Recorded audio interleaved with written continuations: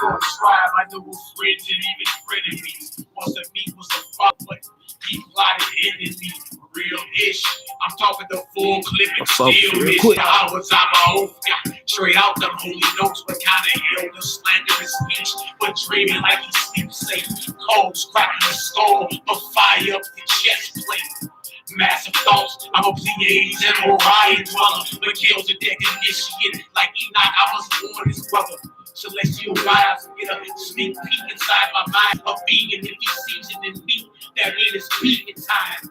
You cross the line, but on the low, you know that you can kite. If you do it for your future life, this nigga ain't trying to fight. Because you can kite and sneak around and tiptoe at night, claiming that you're shooting bull, but really creeping on your wife. So get it right, pull your whole cord, that's Nashville. My only reason to breathe in the middle of the streets is real. It's an Israelite life. Till I'm dead and gone. It's an Israelite life. We press on. It's an Israelite life. I see y'all on. My life to live. Tough. The manuscript, Genesis to Revelation. Shalom, Mark, we say. 28. Say, y'all. 6. Revelation 13. Yeah. It's an Israelite life. Till I'm dead and gone. It's an Israelite life. We press on. It's an Israelite life. Why stay strong? It's an Israelite life. I see y'all on get it right. It's an Israelite life. Till I'm dead and gone. It's an Israelite life. We press on. It's an Israelite life. Why stay strong? It's an Israelite life. Family, shalom, shalom. Tribe, I know friends and even Folk tribe, baby. once a meet was a father, but he plotted enemy. Real ish. I'm talking the full clip and still miss. Yahweh's on my own. Straight out the holy notes, but kind of ill, the slanderous speech, but dreaming like he sleeps safe. Codes cracking the skull, but fire up the chest plate. Massive thoughts, I'm a Pleiades and Orion dweller, but kills a deck initiate like Enoch. I was born his brother. Celestial vibes, get a sneak peek inside my mind. A vegan, if he season in meat, that means it's peaking time.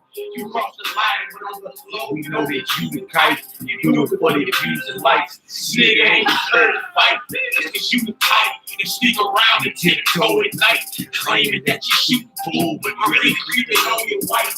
So get it right, pull your whole cord, that's Nashville. My only reason to breathe in the middle of the streets for Israel. It's an Israelite life. Till I'm dead and gone. Shalom, shalom, family. Can y'all hear us good? Type in some nines if y'all can hear us. We're going to get started. Y'all see what's on the board. Hallelujah. Yeah. Our praise and glory and honor to the Most High. And make sure we come share this across social media. I see what this called the political assassination of the what? Of the revolutionary Messiah. Yeah. It's time to get it in. Let me make sure we good. All right, so y'all, shalom, all praise, glory, and honor to the Most High, only creator and possessor of all things. Long live his anointed, beloved Son in the hearts and minds of the faithful elect.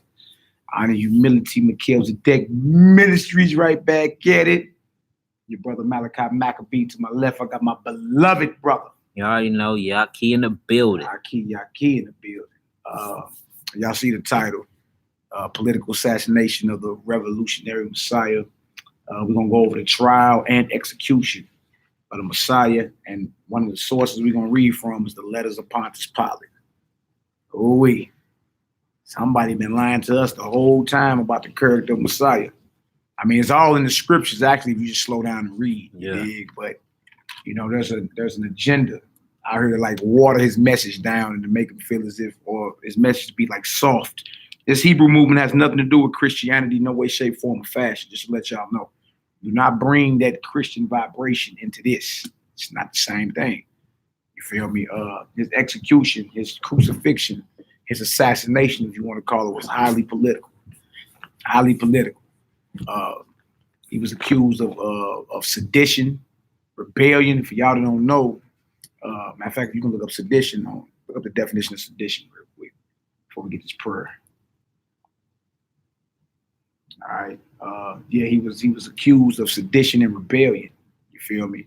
And you're gonna look up the definition of sedition real quick. And we're gonna get it done, man. We're gonna go over a few scriptures, but we got a lot to read in here. This is Pontius Pilate letter written during his governorship of Judea to his friend Seneca in Rome, edited by W.P. Crozier.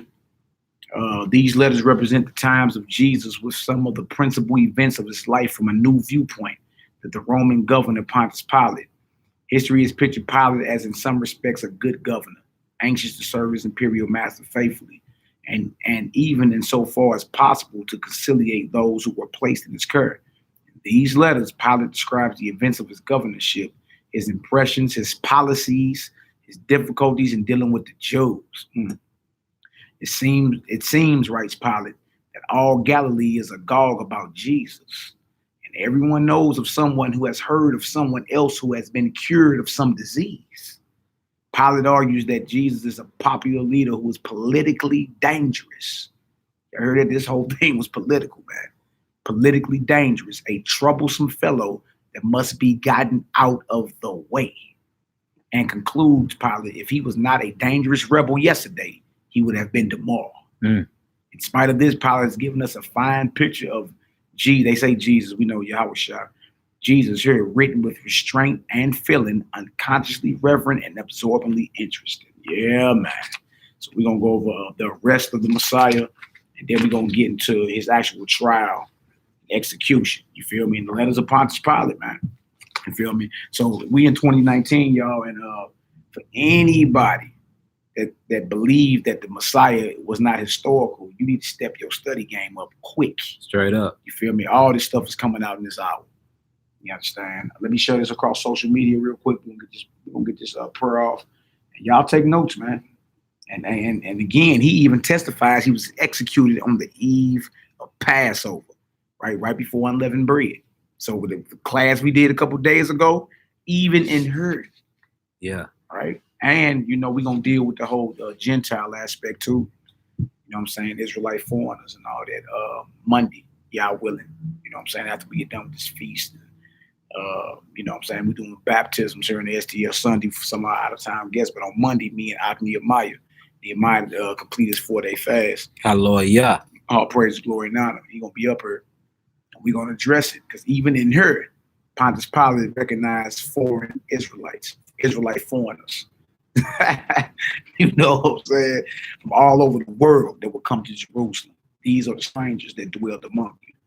So we'll deal with that, you know what I'm saying? Let's give y'all a quick heads up or a sneak peek into what we got coming next week.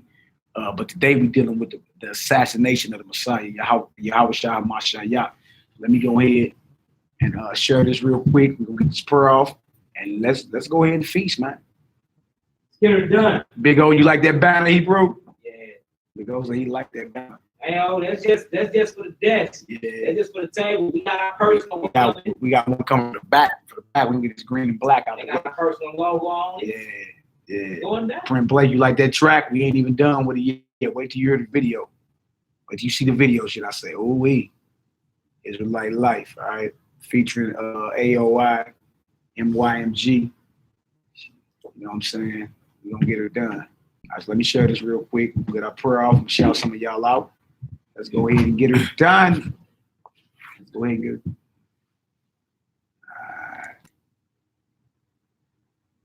right, bang. Go ahead and get it done. You got anything you want to say to the people, Yaki? Man, look, let's get it in.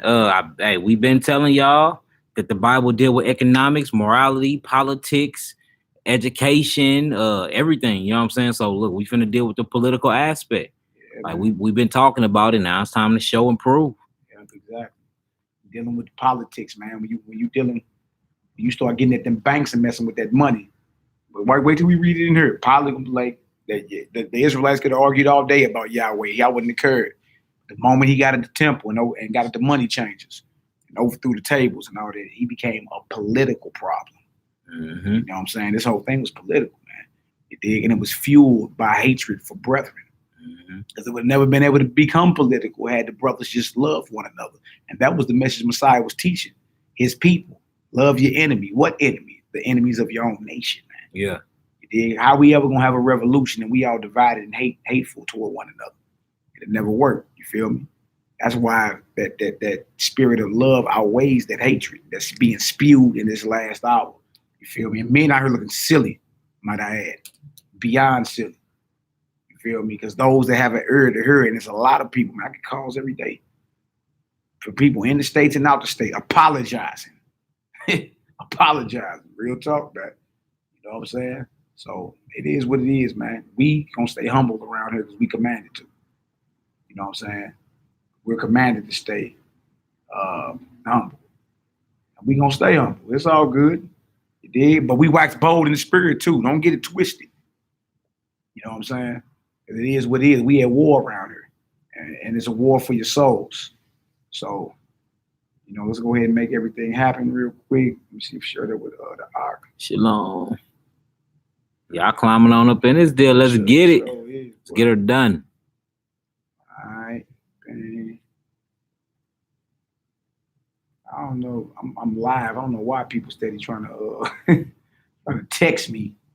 Y'all already know what it is. All right. Who all up in the chat, man? Shout some Hey, man, we got Amuna Badia. Shalom. We got my brother Solomon McFadden. Shalom. What's the word? We got Shema Kaya Maharaka. Shalom, Queen. Iris Stephen. Shalom. Print Blake.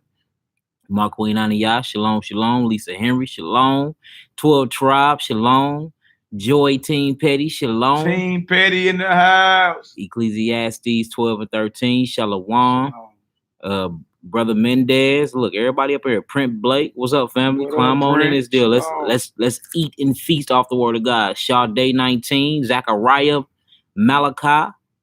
What's up with my family? How y'all doing? Man, all good, man. All good. And shout out to Iris Stevens for your generous support, my sister. Hallelujah. Last night after we got off the live chat. We got Irish in the building, the Oracle. Shalom. The Oracle in it's the Oracle right there, boy. Hey, for real. Hey, look, she ain't never even seen The Matrix. I'm like, you need to go watch The Matrix. Look, you the Oracle, you ain't seen The Matrix. You gotta watch. You gotta watch that Matrix. Going off. For real, you the Oracle. Matthew Menard, August Dreams, Mina J, Winston Marks. I know Poppy Shoe on it. Poppy on her. Yeah, of course, Poppy Shoe in the deal. Poppy Shoe up in the deal as always. Lawrence Clark, Yasir, look, Eleazar, come on with it. Winston Marks, let's get it.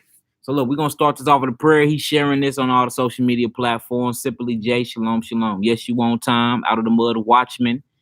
Marcus Yisrael. Look, we finna get it in. Let's feast off the word of Yah. That's right. All right, y'all, we about to face Jerusalem. We're going to go ahead and get this prayer off in Hebrew and in English. And let's go ahead and read about the trial and execution of the revolutionary Messiah. And then we're going to read what happened from the words of Pontius Pilate, the one who condemned him himself. And see how it match up with the scripture, man. It's a beautiful thing, man. So everybody face Jerusalem. Y'all know how we do. In pursuant to 1 Corinthians 11, men need to uncover their heads when praying and prophesying. Women are to cover their heads when praying and prophesying. Face Jerusalem. Daniel the 6th chapter 1 through 10, 1 Kings the 8th chapter 20 through 44, also Psalms the 138th chapter toward the temple. Spread forth your hands, 1 Timothy 2 and 8, and also 1 Kings 8 and 4. So we got direction, cover or uncover, and what to do with your hands. The order of prayer, write out the holy scripture, the holy manuscript.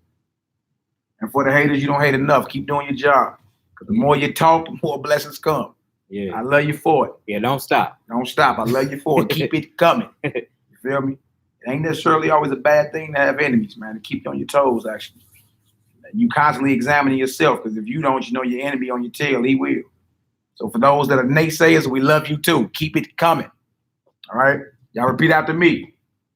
Abinu. Shabbat Shemayim. Yikade. Shimka. Tabo.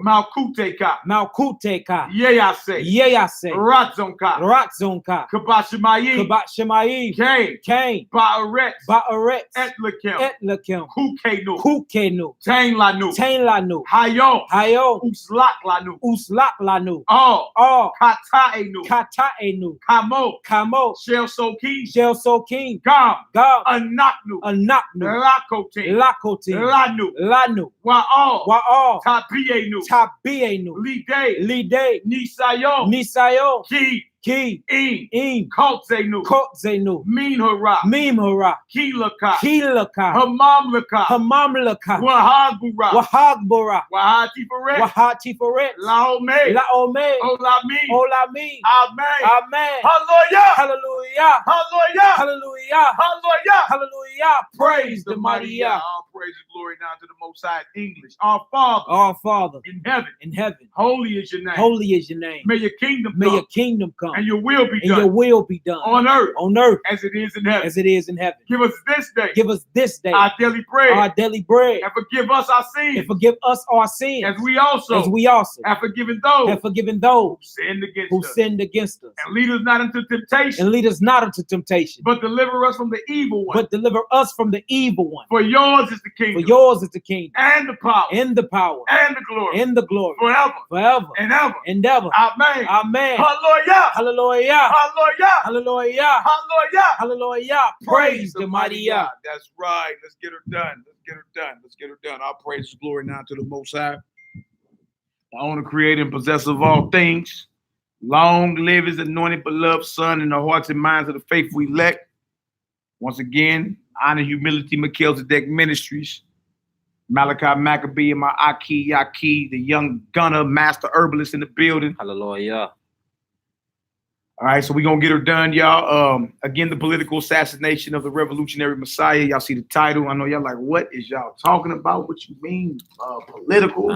It was political. Yeah, man. Once you stop looking at the Bible through a Christianity or a religious lens, man. Right. Yeah, it actually does you a disservice. When you actually slow down and read what's really going on, you can understand why the Messiah was crucified. Because think about it, if you're not no threat, you ain't about to be took up out of here.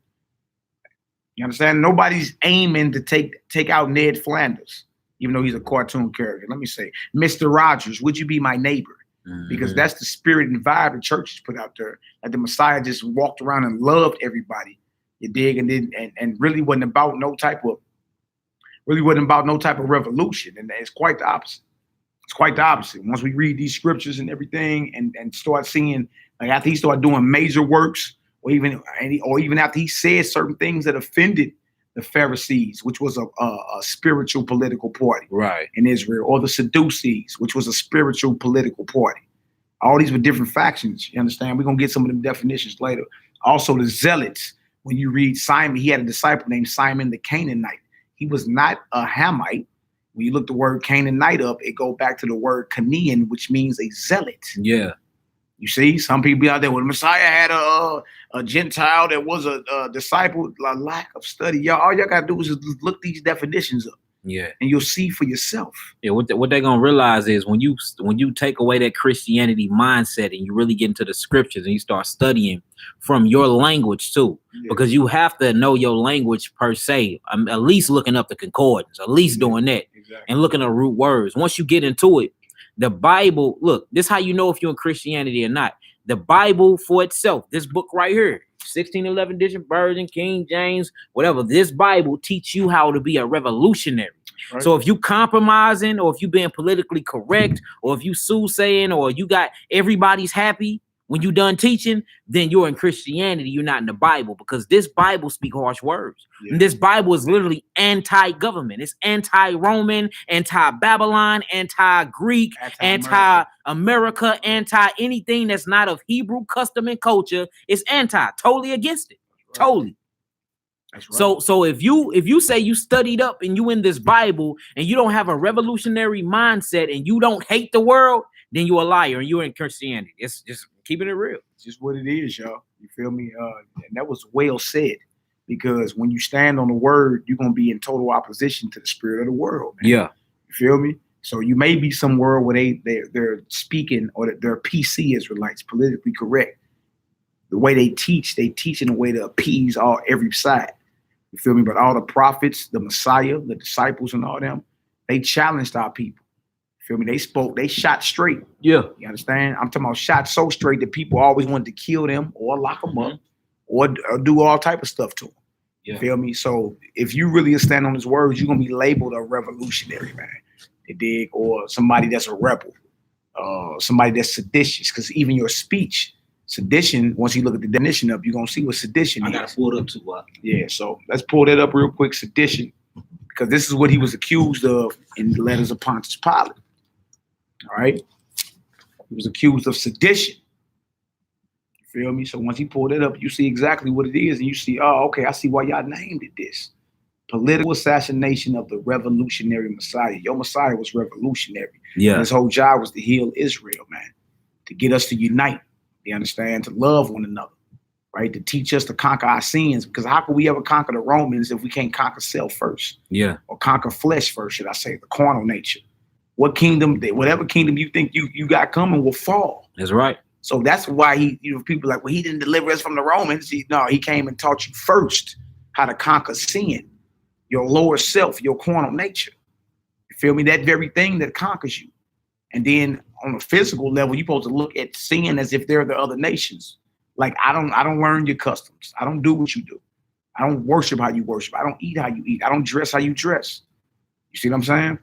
No, we could never, and this is going back into what Yaki was teaching last night. We can never conquer our enemies, and we ain't conquered sinning yet. Yeah. You understand? Like, brothers out here not even striving to be perfect anymore. You just like, I'm blessed despite my transgressions. Where the hell you read that in the Bible? Yeah. Blessed despite my transgressions. No, you're damned because of your transgressions. You're cursed. Yeah. I can say in the book of Tobit, the 12th chapter, those that sin are enemies to their own soul. Yeah. You're not blessed despite your transgressions. You feel me? Or we all sinners. That put a spirit out there to where you get in bed with sin. You don't go to war with it. It's either one or two things. You either at war with sin or you're in bed with sin. Right? And everybody should be able to ask themselves that and be honest with yourself. All right, so what does sedition mean? All right, we're going to look it up in Greek, then we're going to look it up in Hebrew.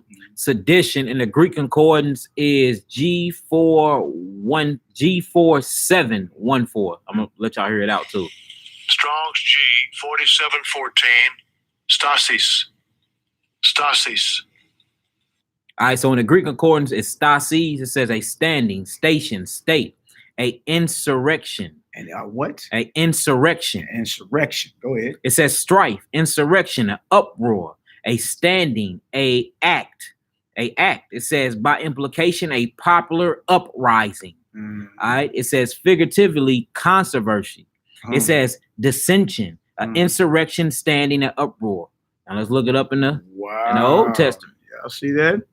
And look, y'all, all this is caused by speech. Yeah. See, when you start speaking certain things that could possibly spark the minds of the people, you understand, and cause them to unite, that's what the masses are scared of. You understand?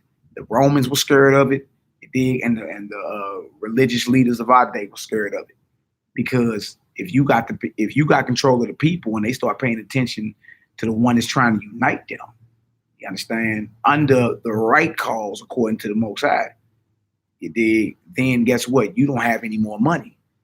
Right? If the masses of people, and thousands of people following the Messiah at a time, thousands, right? So guess who they supporting? They supporting his cause. They're not supporting the Pharisees and them anymore. They're not supporting the Sadducees. They're not supporting anybody. They rolling with him. You feel me? So guess what? Pockets starting to feel light around here.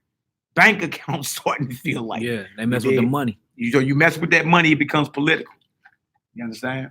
People try to take you about it. Y'all Kelly, pull up. All right, so look, we got sedition in the Old Testament. It is the Hebrew concordance H49. Strong's H 849. Eshtador. And look, this is H-Tad-Dor, and it's only an Aramaic translation of it, y'all. So this is straight from the Aramaic translation. And it says to revolt. To what? To revert. To revolt. Vote, huh? Yeah.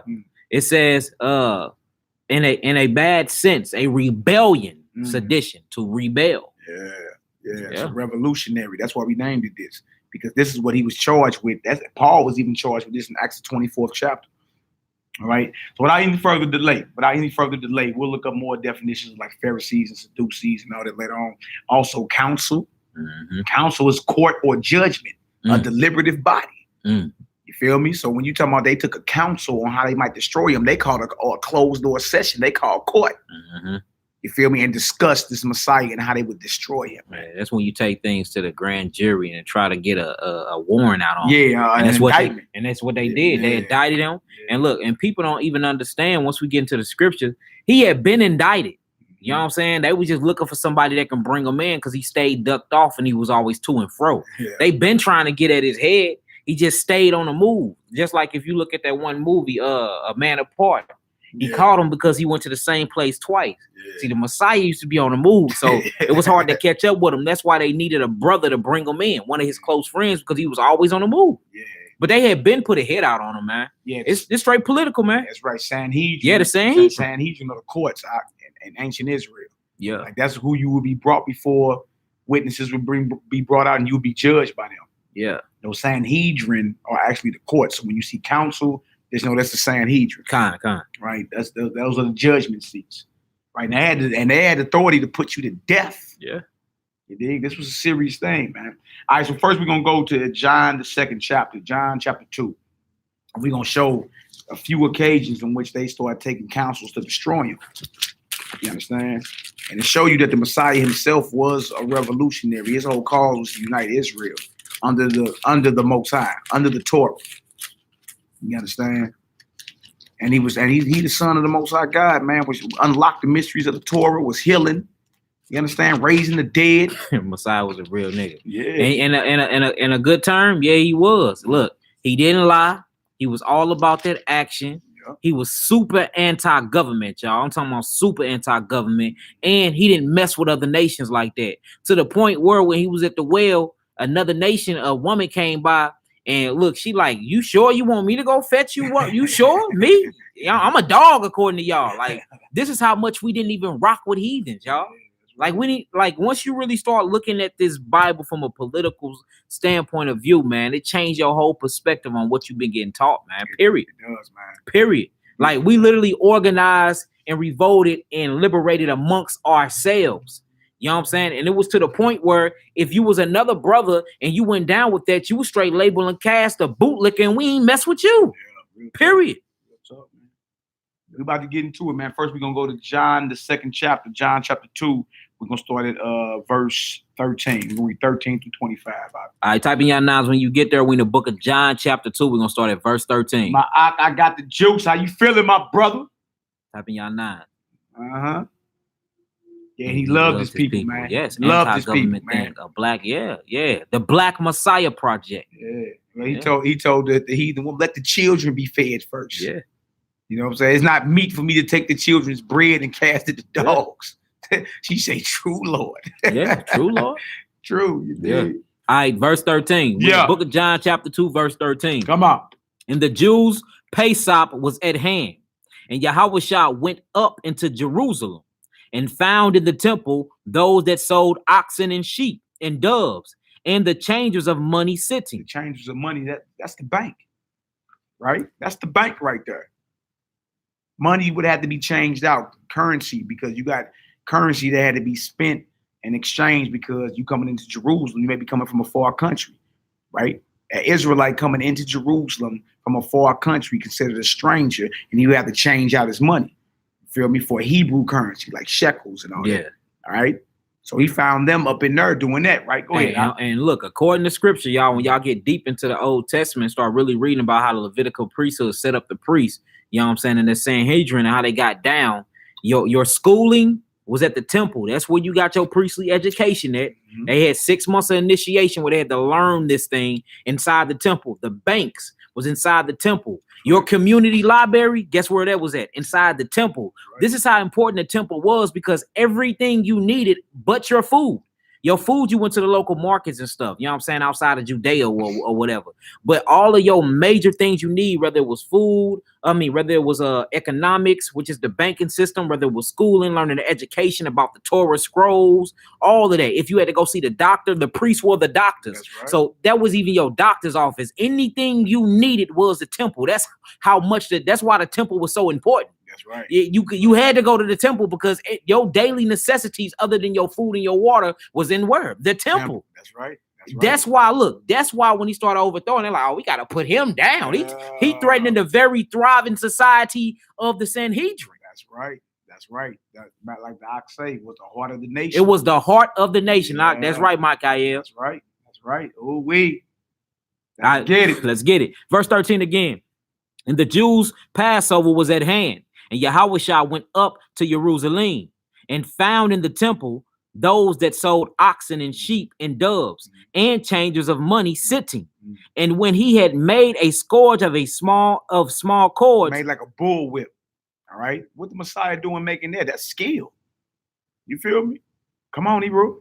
He drove them all out of the temple, and the sheep and the oxen, and poured out the changers' money. He got right at them finances. You see that? Now, if any movement you got going on, when you start touching the money, you dig? Now you become a problem. You got to be neutralized. You feel me? You got to be took out. And that's what happens. You understand? Look at a lot of assassinations that go on. Certain men that are very influential. You understand? And you start messing with that Federal Reserve note. You dig? Why you think the U.S. come hit your top? Yeah. Why you think? Yeah. Because you're messing with the Federal Reserve note, which just so happens to be the world's international reserve currency. So at this time, you understand, the Messiah got at the money. You dig? And then when we read his letters of Pontius Pilate, he said that right there was the nail in the coffin for him, because it turned political at that point. Trip off that. He said you can argue, they could argue about their God all day, we wouldn't care. But the moment he did what we reading about, you feel me? There was a mark on his back by the Roman government. We got to realize that Pontius Pilate had to go holler at the emperor anyway. He even had a command too. So anything that's messing, he didn't want to get his head hit either. Yeah, exactly. Because he'd have been killed for not controlling rebellion. Yeah. All right, go ahead. It says, and overthrew the tables. So he throwing over tables and everything. Don't forget, he made a bull whip. You did. Overthrowing tables, driving the sheep up out of there, the oxen. Right? You know, people just put yourself there. You'd have been like, man, who is that old boy going hard over there? Yeah. Hey, this how you got in the truth, though? Yeah. I bet it was a lot of people like, I need to be rocking with him. He going hard, bro. He don't care. He don't care about the money changes. He don't care about them oxen, animal. He even made a bull whip. Yeah. You dig? And this is not a private matter. It wasn't just him and a few people. The temple was packed every day. Yeah. This happened in front of more than likely hundreds to thousands of people. Now, people, what Mally said, it happened people was there every day because, again, people needed to go to the doctor. The priest was the doctor. People needed to go get their sins forgiven. The priest was forgiving sins at this time. People needed to go exchange their money because the temple was the bank. People needed to go get their spiritual education because at that time that was education, y'all. They had the scrolls. They had the scrolls. All this was in the temple. So look, he there in the midst of everybody noonday, flipping over tables, whooping ass, and messing with the money. This is what put an X on his back by the Roman government. Yeah. Look, the Sanhedrin was already taking counsel to destroy him. But when he did this, you understand, his execution or his assassination became political. Yeah. And I'm talking about this, y'all, because he got crucified during the Passover. This is what we leading up to. You understand? Want to stay in the spirit of Passover because we got Passover coming up in say, boy, 2 days? Yeah, 2 days. 2 days. Less than 48 hours from now, we'll be celebrating the Passover and Feast of Unleavened Bread here in the STL. Hallelujah. Hallelujah. The Most High is merciful, man. All right, come on, Knock. Let's get it. Verse 16. Yeah. And said unto them that sold doves, take these things hence. Make not my father's house a house of merchandise. He's like, get this up out of here. When he says take these things hence, right? You got to remember, put yourself in here and extrapolate. Yeah. Meaning pull out all the detail you can from each verse and put yourself there. Like try to envision yourself watching this revolutionary Messiah get at the bankers, making chords, telling everybody, get this up out of here in front of hundreds of people. Yeah. Yeah. Come on. Verse 17. Yeah. And his disciples remembered that it was written, the zeal of thy house hath eaten me up. Psalm 69:9. So even what he did was prophecy. It wasn't like he got emotional and did it based off him being impulsive. This was prophecy. Huh? Psalm 69:9. Everything the Messiah did was calculated and it was prophetic. And because of that, he's a revolutionary, because it's impossible to be uncompromising and to stand on this word and be politically correct. Yeah. And I know men that teach like that. Their whole job is to make you feel good or prophesy smooth things, all while quoting the verses if it ain't talking about them. Yeah. You dig? This Bible was not about being politically correct, because if it was, Messiah would have never overthrew the tables. He would have never made the bullwhip. He would have never told them, take these things hence. He would have never got killed. He would have never been assassinated. Yeah. Or crucified had he been politically correct.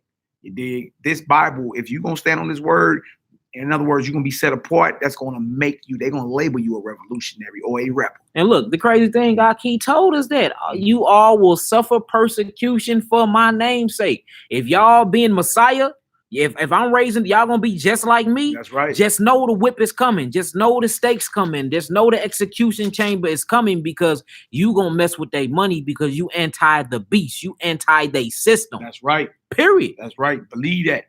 All right, verse 18. Let's get it. Then answered the Jews and said unto him, what sign showeth thou unto us, seeing that thou doest these things? So they asking him, what sign you show us? What authority do you have? You understand? Because anybody that come in there and get at the temple like that and get at the money changers and make a bullwhip got to be there under some type of authority, don't you? You ain't just finna be this average Joe Schmo Israelite out the hills, just walk up and do that. Right. You feel me? Because look, even in the temple, y'all, they got officers. You understand? You get locked up. You understand? You get murdered by these cats, man. They got the authority to kill. We got officers, captains, all of it. You see? So what authority, what sign you show? Because you gotta have some type of authority to be doing this. Yeah. Ooh, right. And look, they go deep in what you're talking about, that it went political, because usually the Sanhedrin will sentence you to your death. But this time they handed Messiah over to who? The Romans. Yeah. It even became above the Sanhedrin head. Yeah. Once he hit the money tables, Rome was like, oh, he gotta go. Yeah. You know what I'm saying? Pontius Pilate like, look, I gotta hit his head. So once you really start thinking about this, man, look, your Marcus Garveys, your Malcolm X, your Martin Luther Kings, right. This is the same exact thing that's happening to this very day. Yep. You start messing with this heathen money, you getting hit, period. Yeah. That's real talk, man. Believe that. That's why he said all those that live godly in Messiah shall suffer persecution. Yeah. You know what I'm saying? That's why us loving each other and moving toward each other is so vital and important. You understand? They fear that too. Yeah. You see, not only that you set apart and you standing on his word and you labeled a rebel, but that all them over there love each other, man. Yeah. You feel me? We can't none of us sneak up in there and even try to even harm any of one of them. Caesar, they're organized. They all ready to live and die for one another at the drop of a dime. Caesar, they're organizing. They're organized under their God. Under their God. We gotta go get them now. And they took on the real personality and character of the Son of God. Oof. You dig? That whole Christianity, white boy Jesus, passive, look like he won't bust a grape, did not work. Yeah. Your worst nightmares come true. Yeah. Yeah. Your worst nightmares come true. Yeah, we tried to whitewash the faces of the judgment. It didn't work. Hey, Caesar put out a decree. Go get him. Yeah. Go get him now. Yeah. All right, verse 19. Let's get it. Yahushua answered and said unto them, destroy this temple, and in 3 days I will raise it up. That's right. Then said the Jews, 46 years was this temple in building, and wilt thou rear it up in 3 days? But he spake of the temple of his body. You hear that?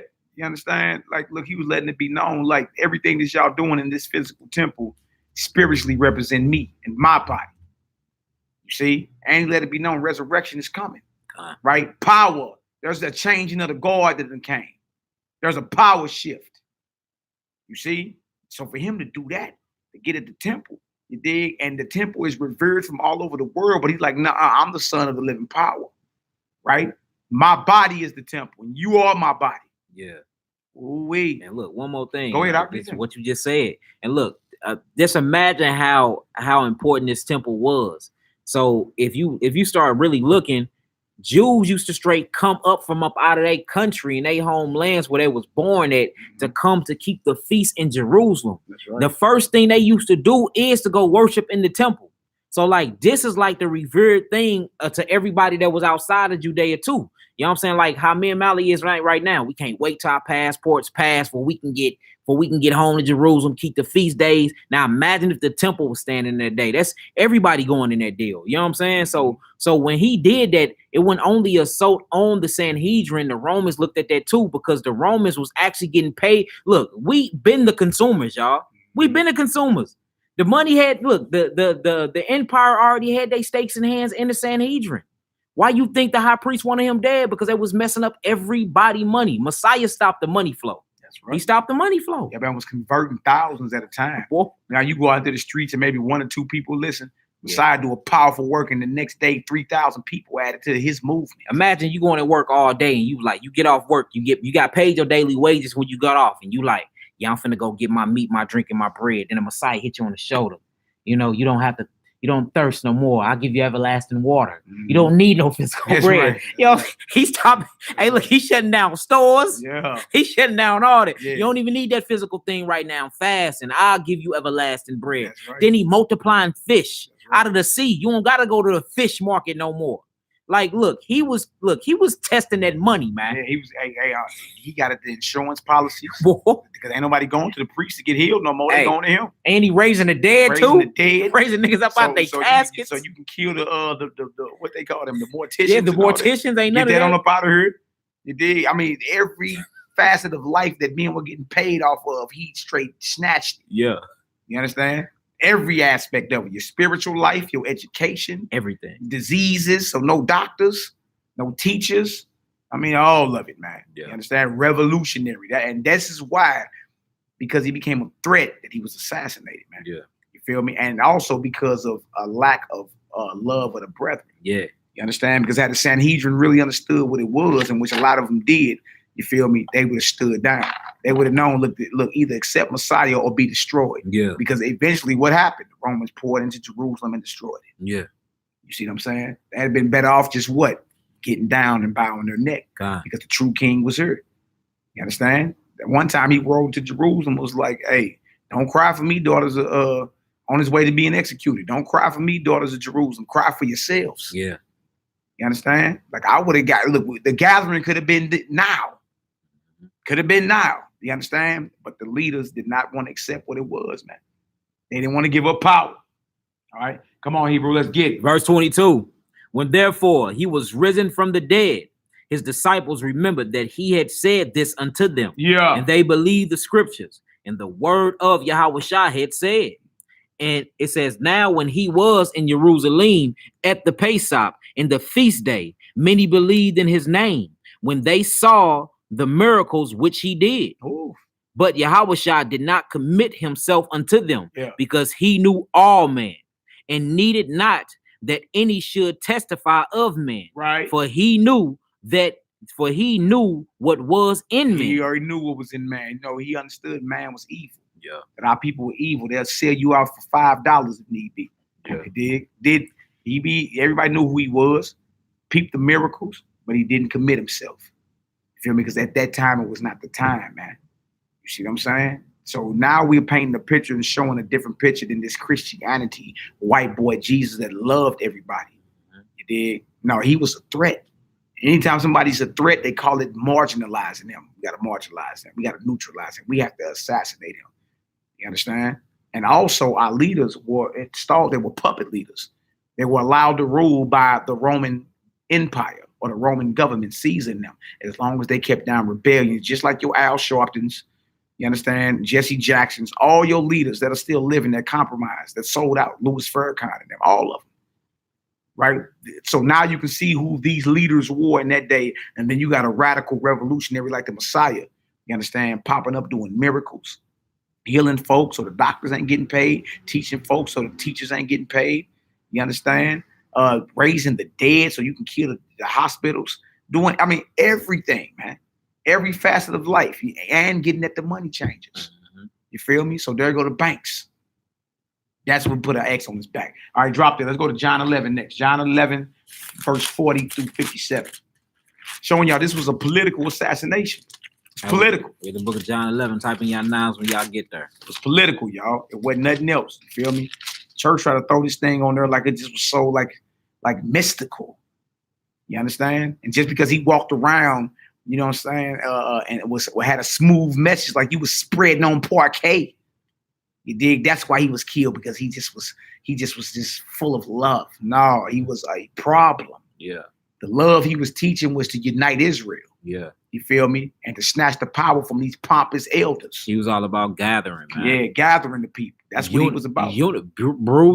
Brunity. That's what he was about. Hey, he was about Hebrew unity. That's what right, he was man. about. That's right. I am not simple unto the lost sheep of the house of Israel. That's a revolutionary statement, man. Yeah. You dig? All right, so we in the book of John. Chapter 11. Chapter 11. We'll start at verse 40. I see y'all there. Verse 40. Let's get it. It said, Jehovah said unto her, said I not unto thee, that if thou wouldest believe, thou shouldest see the glory of Elohim? See, if you just have faith, you see the glory of Yahweh, man. Just believe. This was about Lazarus, his brother, his best friend, one of his partners, right? And he told his sister, look, if you just have faith, you'll see glory, right? And that's something major Israel need, man. We need to learn to love one another and to believe in our Creator. Messiah showed us, man. Messiah already showed us. Judah, your hand gonna be at the neck of your enemies. The tents of Judah shall be saved first. Judah gonna go to war in Jerusalem. Upon Mount Zion shall come saviors, right? He's our Messiah, and we the lords to the nations, right? You ain't even figured out the duality of Messiah. You ain't even figured that out. You ain't even figured it out. It's funny, boy. There's some non-messianics didn't figure that out. That's crazy. Yeah. How messianics can't see that. Yeah. The crucial end time role that the tribe of Judah, that the Messiah descends from, the role that they play in end time prophecy. God. You ain't even figured it out yet. You understand? He says you're gonna do greater works than me if you just believe. You understand? You got to believe, and that makes sense, because who gonna fight any type of war, revolution, and they don't really believe the cause that they fighting for? Right? You're not gonna be successful in that. So you gotta have faith. You gotta believe that the Most High is with us. You feel me? And again, his whole thing was to teach us how to conquer sin before we can conquer our physical enemies, man. You got to conquer that carnal flesh. You feel me? That's what has to happen. This man was a threat, man. Our Lord was a straight threat, because he's also teaching the people to what? Conquer their fleshly nature. Yeah. So now they're liberated and they're free, and they can become the spiritual, perfect man that the Most High created them to be. And on top of that, had a spiritual power to destroy their enemies. That scared them. And on top of that, he getting at the money changers. And on top of that, he getting at the doctors. And on top of that, he getting at the lawyers. And on top of that, he putting the hospitals out of business. And on top of that, he emptying out the synagogues. This man was beyond a threat. Wait till we get into this Pontius Pilate book. You gonna see. All right, verse 41.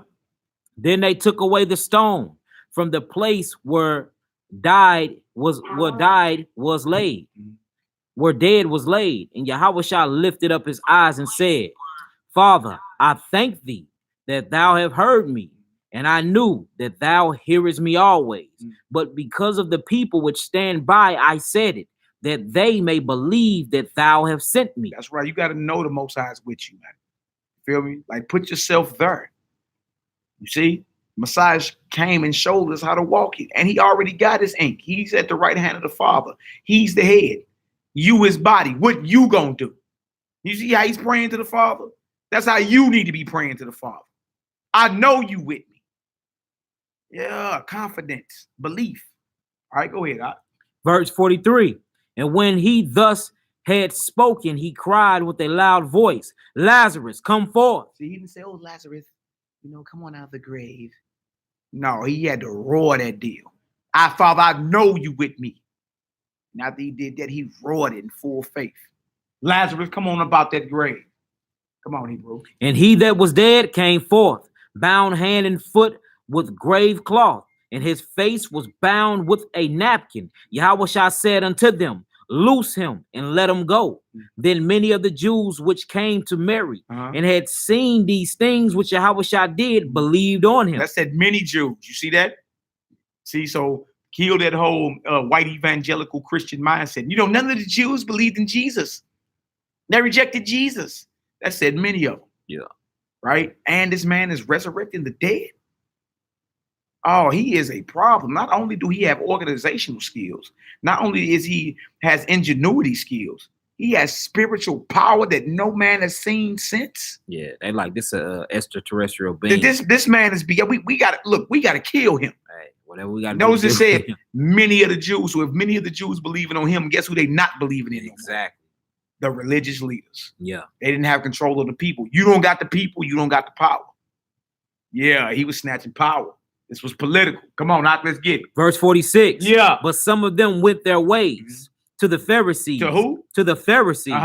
And told them what things Yahushua had done. Can we look up that Pharisee? Yes. Look up that Pharisee right there in John 11 and 46. One of the political parties that were against Messiah. H5330. John 11 verse 46. Yeah. Look it up. Yeah. Real thing this. Right? The Messiah is revolutionary, man. You understand? And that's what we got coming. We got coming, a project that we're doing. You understand? Where we're going to be organizing brothers and sisters first locally and then nationwide. You know what I'm saying? All y'all got to do is implement the same blueprint. That's all you got to do is implement the same blueprint. You understand? You dig? And it's going to be a problem. And it's all spiritual. It's all about the Mashiach. That's what this thing is about, man. You understand? Because he's the image of the living power, and we are supposed to become him, to conform to his image. You understand? And in that, the mysteries and power, the set apart spirit will manifest within our lives. That's right. You feel me? And guess what? We can conquer our flesh and conquer our enemies. This is what they feared.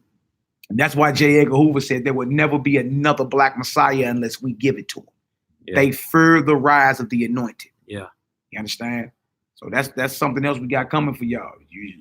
We got a project we working on. Big project. You feel me? To where we organizing locally, and then we use the same blueprint and organize nationally. And the end game is Zion, to raise the international awareness about Zion. You understand? Why y'all think we start praying at these hours? Mm-hmm. Everything about Zion now. You understand? Now we praying at the same time as our people in the land. Mm-hmm.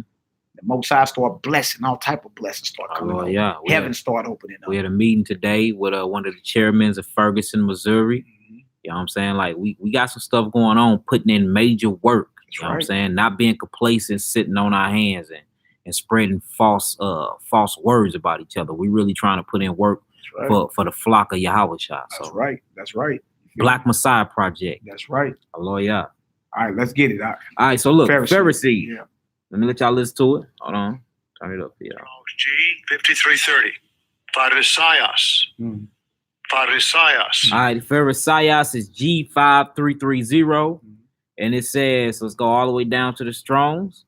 It says of Hebrew origin, it says a separatist. A separatist. So not nobody that's uniting the Israelites. Not nobody that's uniting, a separatist. Read that long definition, like right up in there. It says a sect that seems to have started after the Jewish exile. Mm-hmm. It says, in addition of Old Testament books, the Pharisees recognized an oral tradition, a standard of belief in life. They sought for the distinction and praise by outward observation of external rites and by outward forms of piety. It says, in such as ceremonies, washing, fasting, prayer, and alms giving, and comparatively the negligency of genuine piety. They prided themselves on their, how you say that word? Fancy. On their fancy good works. Yeah. In other words, everything was about out of cup things for them. Right? They weren't sincere in what they were doing. They were not sincere. And today you'll see that people believe just because outwardly they're saying doing something or appearing a certain way outwardly, that they don't have to really be sincere in serving Yod-Heh-Wahed. They really don't have to be sincere in loving their brothers and sisters. Right? That's a Pharisee mindset. They have an overinflated view or sense of self-worth. Narcissism. Yeah, very narcissistic. That is a Pharisee mindset. You have an overinflated sense of self-worth. Yeah. Like the party ain't a party without you there. Huh? Yeah. That's a Pharisee. They get deeper too. It says they held strenuously to a belief in the existence of good and evil angels and to the expectation of a Messiah, and they cherished the hope they cherish the hope that the dead, after the preliminary experience either of a reward or a penalty of Hades, it says, would be recalled to life by him, and they be requited each according to his individual deeds, in opposition to them who usurp dominion of the Herods and the rule of the Romans. They stoutly upheld a theocracy, not a democracy, right, or a republic. A theocracy is a government in which the priests run, right? They would, in other words, remember the Messiah say the scribes and Pharisees sit in whose seat? Right. Moses' seat. They had the authority over the nation. That's what a theocracy is. It's a government ran by the spiritual people or the spiritual leaders. It's a theocracy ran by priests. All right, go ahead. All right, they stoutly upheld a theocracy in their country's cause and possessed great influence with the common people. Yeah, possessed great influence. They were the leaders. So go ahead. According to Josephus, they numbered more than 6,000. There was 6,000 of these enemies of Messiah. So now you see, you understand, when he come around doing what he's doing, he's taking the power and influence that this 6,000 political body has. The 6,000 political party has. He's taking all that authority that they have from them. You feel me? Because now the common people, many of the Jews, like we just read, believing in Messiah and not looking toward this political faction right here. It says they were bitter enemies of Yahushua. What kind of enemies? Bitter enemies of Yahushua and his cause. And his message, his cause. Yeah. And were in turn severely rebuked by him. Severely rebuked by him for their variance, ambition, hollow reliance on outward works. Yeah. It says and affection of piety in order to gain popularity. Yeah. So in other words, they weren't sincere. They weren't sincere at all. You understand? That's why Paul even say, don't be desirous of vainglory, because that's what Pharisees were all about. All right. So we right back to John 11:46. So after the Messiah did this miracle, so you know everybody, many of the Jews. So if they're following him, they're not following Pharisees no more, or Sadducees. That means they don't have the influence. They are losing money. You understand? And the people are looking toward him. All right, go ahead. Verse 46. Yeah. But some of them went their way to the Pharisees and told them what things Yahushua had done. So they go snitch on. All right, go ahead. Then gathered the chief priests and the Pharisees a council. What? A council. Look that and word. Said. Look that up for me real quick. I got you up. Council. So y'all, this is all political. If you dealing with political parties and you dealing with courts, you understand? What do you think this is about? If you're dealing with Democrats and Republicans and you're dealing with the Supreme Court, how do you not realize that what Yahushua was doing was politics? How, when you're dealing with political parties and courts and laws and judgments? How is this not political? And country and structure and government? How is this not political? Go ahead, Doc. What did it say? All right, this is the Greek Concordance 4892, and it says Strong's G 4892. Synedrion. Or Sanhedrin. Sanhedrin. That's what it says. So when you see council in the scripture, that's Sanhedrin. Some people say, I don't see Sanhedrin in the Bible. Just look up council. When they say they went and held a council, they went to the Sanhedrin. What did it say? Sanhedrin. Those were the courts. Sanhedrin. Yeah, those were the courts. It says an assembly. It says a magistrates, judges, ambassadors. It says whether conveyed or deliberate or passed judgment. It says a session or assembly or people deliberating or adjudicating. Adjudicate. Meaning passing judgments. Yeah. Like this, look, this so-called government here, they got three branches of government. They got the executive, the judicial, and the legislative, right? The legislative draw up the law, the judicial judge on the law, and the executive execute on the law. You see? So when you see something about adjudication, right, that's about judgment. All right, go ahead. That makes sense, though, because you got your scribes, you got your Pharisees. You got, that makes sense. It says the Sanhedrin. The Great Council at Jerusalem.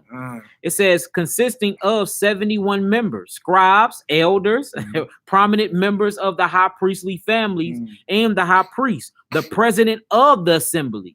It says the most important cause were brought before the tribunal, in as much as the Roman rulers of Judea had left it in the power of trying such cases. Yeah, see, so these men actually were puppet rulers. Yeah, for the Romans. Puppet judges for the Romans. Same thing they doing with a white boy that's in office now. How the Jewish Donald Trump. And how the 13 bloodlines rule him. Yeah, y'all see this? So that's why the title is The Assassination of the Revolutionary Messiah.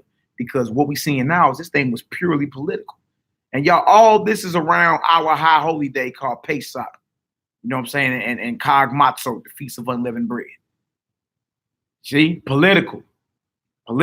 You're deep. Nothing mystical, purely political. All right, go ahead. It says, and also the pronouncing of sentences of death. Hold on. So they had the authority to put us to death? Yeah. Yeah. And guess where they held court at?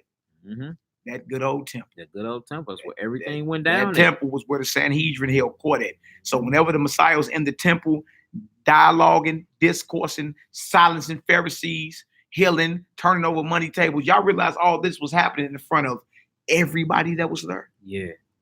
Hey, and this next part is very important. It says, with the limitation of a capital sentence pronounced by the Sanhedrin was not valid unless it was confirmed by the Roman prosecutor. Yeah, so Pilate. Pilate had to confirm it. Yeah. All right. Because according to them, he committed high treason. Yeah, sedition and rebellion. Right? And you in the Roman Empire living in a Roman province saying the only king is Messiah. Right? That'll get you put to death and him. Ooh-wee. Let's get it, Hebrew. Yeah, now you got a freedom of speech. You can just say whatever. But they hidden head, you start messing with that money, though. Yeah, real talk. They'll rendition you. You can think you got freedom of speech now. They got something called rendition. Yeah. You understand? I'm talking about swoop you up indefinitely. Don't even let your family know where you're at. Hold you. Don't even let you come before the tribunal. Nothing. Yeah. Just vanish you. We've been doing some of them Arabs. Yeah. Come on, Hebrew. Let's get it. All right, we're in verse 47. John 11 and 47. Right, go ahead. It says, then gathered the chief priests and the Pharisees a council and said, what do we? For this man doeth many miracles. That means they knew he was sent by the Most High. None of them were doing miracles. Nobody had been even doing miracles on this level ever. None of the prophets, nobody got down like Yahushua, man. Yeah. You understand? So in their Sanhedrin, in their council, where they got the authority to put to death, they admitted off their lips, what are we going to do? Because he is doing miracles. He just raised the dead. What are we going to do now? You feel me? Come on now. If we let him thus alone, all men will believe on him. And hold on, what you say? Oh. If we let him thus alone, if we leave him alone, come on, all men will believe on him. Now, why would the Sanhedrin be mad and afraid that everybody would believe on him? Because they ain't no more needing getting healed by the priest. Ain't no more needing to exchange money at the temple. Ain't no more need for no spiritual education at the temple because he's teaching the scrolls. Ain't no more need for no doctor because he healing. Ain't no more need for buying food and water. He manipulating fish and matter and bread, giving people water. They like, look, if they start believing on Messiah, he gonna shut the whole government system down. You hear me? And we have no more influence over the people. We are broke, raggedy, and poor at this point. Done. We're finished. We're done. You dig? And instead of just saying, you know what? How about we just follow him? That's right. No more walking. Yeah. How about we just follow him, man? You dig? Men will kill you to retain their power. Yeah. Remember that.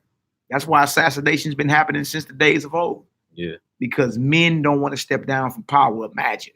You driving a Bentley or a Bugatti, and the next day they see you on the bus. Ooh. Huh?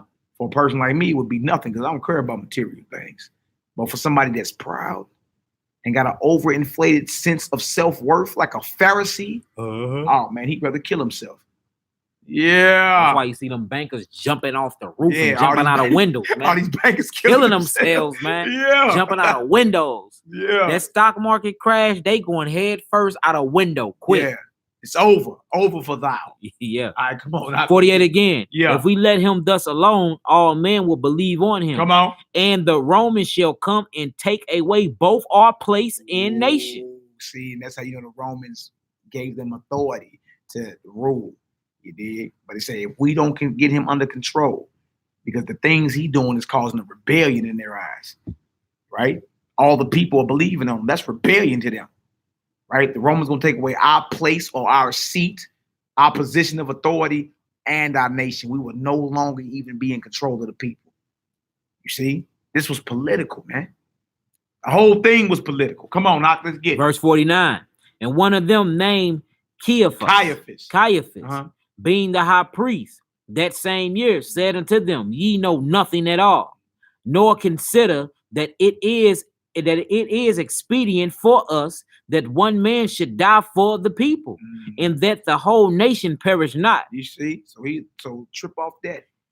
Caiaphas, the high priest, and on the real Yahushua is the true high priest. So you got the high priest under the order of Aaron saying, look, y'all tripping. It's expedient for us that one man die for the nation and not everybody suffer. You understand? They are actually holding a death council on him. They coming together holding these councils with the end game being death, y'all. Because power is being taken. Influence they have no more. You understand? And the temple, people losing focus on the temple being the heartbeat of the nation, and they're focusing on Messiah, looking at the higher spiritual understandings of the tabernacle and temple. You feel me? Messiah was here to raise us, elevate us spiritually, man. That way we would conquer our flesh and conquer our enemies. But you're not about to conquer this so-called white man until you conquer yourself. Until you conquer them sins and become perfect. That's why that message you spit yesterday was so powerful. What you taught yesterday was so powerful. Overcoming corruption, because that's what the Messiah came to show us. Right? And until we do that, we'll never take our place in this earth, man. Yeah, this is real revolution. Yeah. Right. And when you stand on this Bible, you're gonna be labeled a rebel. Yeah. Outcast. You understand? Because what you're doing, you're uncompromised and unbending to the ways of the world. Right? It's even radical to a lot of these cupcake Israelites. Yeah. Yeah. Very radical. Like, hold on, bro, you're going too hard. I heard a brother tell me one time, that sounds sacrilegious. I said, boy, you sound soft. That sounds sacrilegious. Boy, you sound soft. Why? Because I refuse to work on the Sabbath. Yeah. You dig? And because brothers would rather make that sacrifice and dedicate our lives to this thing and watch the Most High bless. Yeah. But now the brothers are sacrilegious. You brothers sounding like Pharisees out here, man. All right, come on, now let's get verse 50. Verse 51. And this spake he not of himself, but being high priest, that year he prophesied that Yahushua should die for the nation. Y'all heard that? He prophesied when he said that. And it's wild because the Most High still prophesied through the mouth of somebody that's off. We read it in 1 Kings 13 not that long ago. The prophet that lied to him eventually opened his mouth and prophesied. The Most High used him to pronounce judgment on him. So what Caiaphas was saying was really the Most High moving him to say that. Yeah. Come on, Hebrew, let's get it. Okay. Right here. This is John the 11th chapter. John chapter 11. I'm going to read verse 50 again. I'm going to read 50 and 51. Nor consider that it is expedient for us that one man should die for the people. That one man should die for the people, and that the whole nation perish not. And this spake he not of himself, but being high priest that year, he prophesied that Yahushua should die for that nation. You see that? That he would die for that nation. Wow. All right, come on now. Verse 52. And not for that nation only. Not only for those that are in Judea, not only for the Judeans, right? Come on. But that also he should gather together in one, the children of God that were scattered abroad. Those are the Israelite foreigners. And even in her, Josephus going to the foreign Israelites that would come up to Jerusalem for Passover and then leave and go back home to Greece, go back home to Asia, and go back home to North Africa. All right, so that nation he's talking about was those that were living in Judea. Read Acts chapter 2. You got Israelites from out of every nation under heaven that will come to Jerusalem for the feast. Right? This ain't talking about Ned Flanders, Mr. Rogers. Jerry Seinfeld, Al Pacino, Robert De Niro. It's talking about us. The nation was scattered. Not only for us in Judea, but also for the children of the Almighty that were scattered abroad. All right, go ahead. Let's get it. 53. Mhm. Then from that day forth, they took counsel together for to put him to death. Do y'all see that? This whole thing was political, and they was like, look, we have to assassinate him. Right? They took counsel, meaning they were holding closed door sessions. Counsel with Sanhedrin, judgment, courts, all right, authority to put to death. That means they were holding closed door sessions. They bring out indictments, and they've already rendered judgments. When you see him, it's time to put him down. You see, the whole thing was political. All right, go ahead, Doc, let's get it. Verse 54. Yahweh shot That was therefore. John 11 and 53, Maurice Clark. All right, come on, Hebrew. 54. Yahweh shot therefore walked no more openly among the Jews, but went thence unto a country near to the wilderness, unto a city called Ephraim, and there continued with his disciples. So you looking like, okay, he went out the country. No, see, that's why you got to have a basic understanding of the geography of the land. It's just basically letting you know that he wouldn't walk no more openly in Judea. Feel me? Amongst the Sanhedrin and the Pharisees and them. He went outside of Jerusalem and dwelt in a town called Ephraim. All right, just look the word up. Start looking words up like country and all that. You say, oh, okay, that don't mean he went to Corinth or anything. That don't mean he went to Athens, Greece. He still was in the land of Israel. He didn't walk no more openly in Jerusalem. You feel me? And that shows you that he was what? Ducked off. Yeah, ducked off. He wasn't just all out front like It was hard to catch him. That's they why they ducked needed off. to use his homeboy to get him. Yeah. Notice it's always the homeboy that's in the clique that fulfill the assassination, man, or hand you over to the people that's gonna do the job. That's why when you teach brother unity or brew unity and true love, that's gonna cut all that out. And that's why they had to get him. Yeah. Once you get all the brothers loving one another, ain't nobody. Why would I give up my brother? Yeah. So they wouldn't even be able to hit Christ if it wasn't for a Judas. If Judas loved Christ like he was supposed to, he wouldn't have never gave him up. Period. Ever. Especially for no money. Yeah. When the scripture say the love of money is the root of all evil. Yeah. I don't love money. There's not even an amount you can give me to hit my brother or to sell him out. It'll never happen. You feel me? You might as well put me down as soon as you try. Yeah. As soon as you offer, you might as well put me down because it ain't happening. All right, go ahead, Doc. Let's get it. We're in the book of John, chapter 11, verse 55. That's the letters of Pontius Pilate. We're going to read it later, light dappers. That's the letters of Pontius Pilate written during his governorship of Judea to his friend Seneca in Rome. We're going to read about the arrest of the Messiah and the trial and execution. According to Pontius Pilate, the Roman, you understand, that condemned him. Wait till you hear from his own mouth how he described Messiah. You understand? And his movement. Wait till you hear it. All right, verse 55. Yeah. And the Jews' Pesach was nigh at hand, and many went out of the country up into Jerusalem before the Pesach to purify themselves. See, so if you were living in Israel as well, you would go to Jerusalem. Right? That's why I say out the country. But if you start looking these words up like country, you're gonna see out of the city or the town or the land of Jerusalem. Jerusalem is not the only city in Israel. You got many of the Galilee. You got all types of different cities. You know what I'm saying? Bethsaida, Bethel. You understand? You got all types of different cities. So we're just saying that they went up out of their cities and would start going towards Jerusalem, right? Because that's where you had to be at for the feast. All right, go ahead, Al, let's get it. Verse 56. Then sought they of Yahushua and spake among themselves as they stood in the temple. What think ye, that he will not come to the feast? Now both the chief priests and the Pharisees had given a commandment that if any man knew where he were, he should show it, that they might take him. If you knew where he was, you were supposed to snitch and let us know so we can come in and arrest him. Because even our police officers, our law enforcers were at the headquarters at the temple. Yeah. You see, so the fact that he got at the temple, flipped the tables, got at the money changers, you understand, and then walked out that deal and wasn't arrested, man, please. Everybody ducking. Y'all get some understanding. Throw a 7 up in the chat. Next scripture we're going to go to, I want to show you the same thing they was charging Messiah with, they was charging Paul with. Give me Acts 16, 19 to 21. We'll read a couple of these in Acts, and you're going to see it's the same thing, man. When you follow the Messiah and take on the true personality and spirit of him, you become a threat to the establishment. You look at these Sunday churches now, the Creflo Dollar and them ain't no threat. They're not teaching the true gospel, right? That's why the nations and even a lot of these bootlicking elders in Israel, they fear brunity or Israel gathering together. They fear, but that's what the Messiah was teaching. If you're not gathering, you what? Scattering. Yep. He that is not with me is what? Against me. Straight up. That's a revolutionary statement to make, man. He ain't saying, you know, if you feel like joining me, come on. Now, you ain't with me, you against me.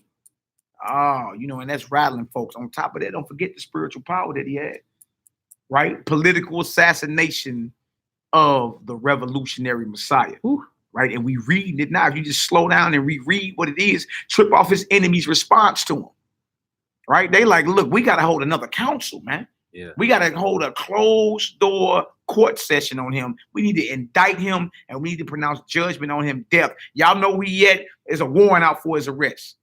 Y'all know where he at? Let us know so we can go lock him up. And this how you know it was a warrant out for reward for his arrest, because Judas got the reward. That's how you know it was they put a bag on the Messiah head, man. Yeah. And it was paid off. Mm-hmm. See that?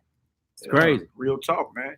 So now you're getting a deeper understanding than that soft pacifist that didn't try to pass off this whole time to you. Look like he won't bust a grape. Trip off, and that's how you know it was an agenda behind all the Jesus movies we watched growing up. Because whoever that heathen was that played him, boy, did not look convincing. It was super soft. Even when I was a child, I was like, I can't relate to.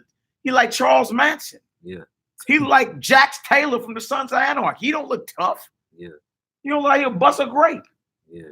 You feel me? But once you slow down and really understand what it is, I'm talking about outside of knowing he was an Israelite from the tribe of Judah, outside of knowing he had woolly hair and dark skin, right? When you slow down and realize and trip off his message and what he really was teaching and the power that he was displaying, hey, he was a threat and he had to be cut off by his enemies.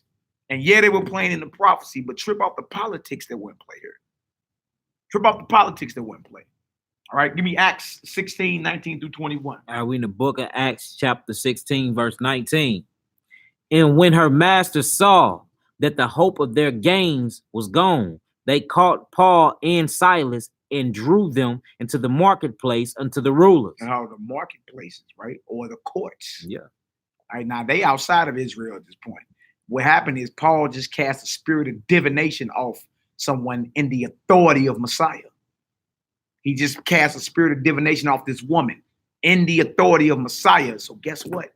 When they figured out they couldn't get no more money, Paul had the money. Yeah. Right? The same spirit the Messiah was in, overthrowing the tables, the money changers. He got at the money. As soon as Paul got at the money, in the authority of a Mashiach, the Messiah, whom they crucified, guess what they did with Paul and Silas? They locked them up and brought them to court, the judgment seats. All political, man. Everything was political.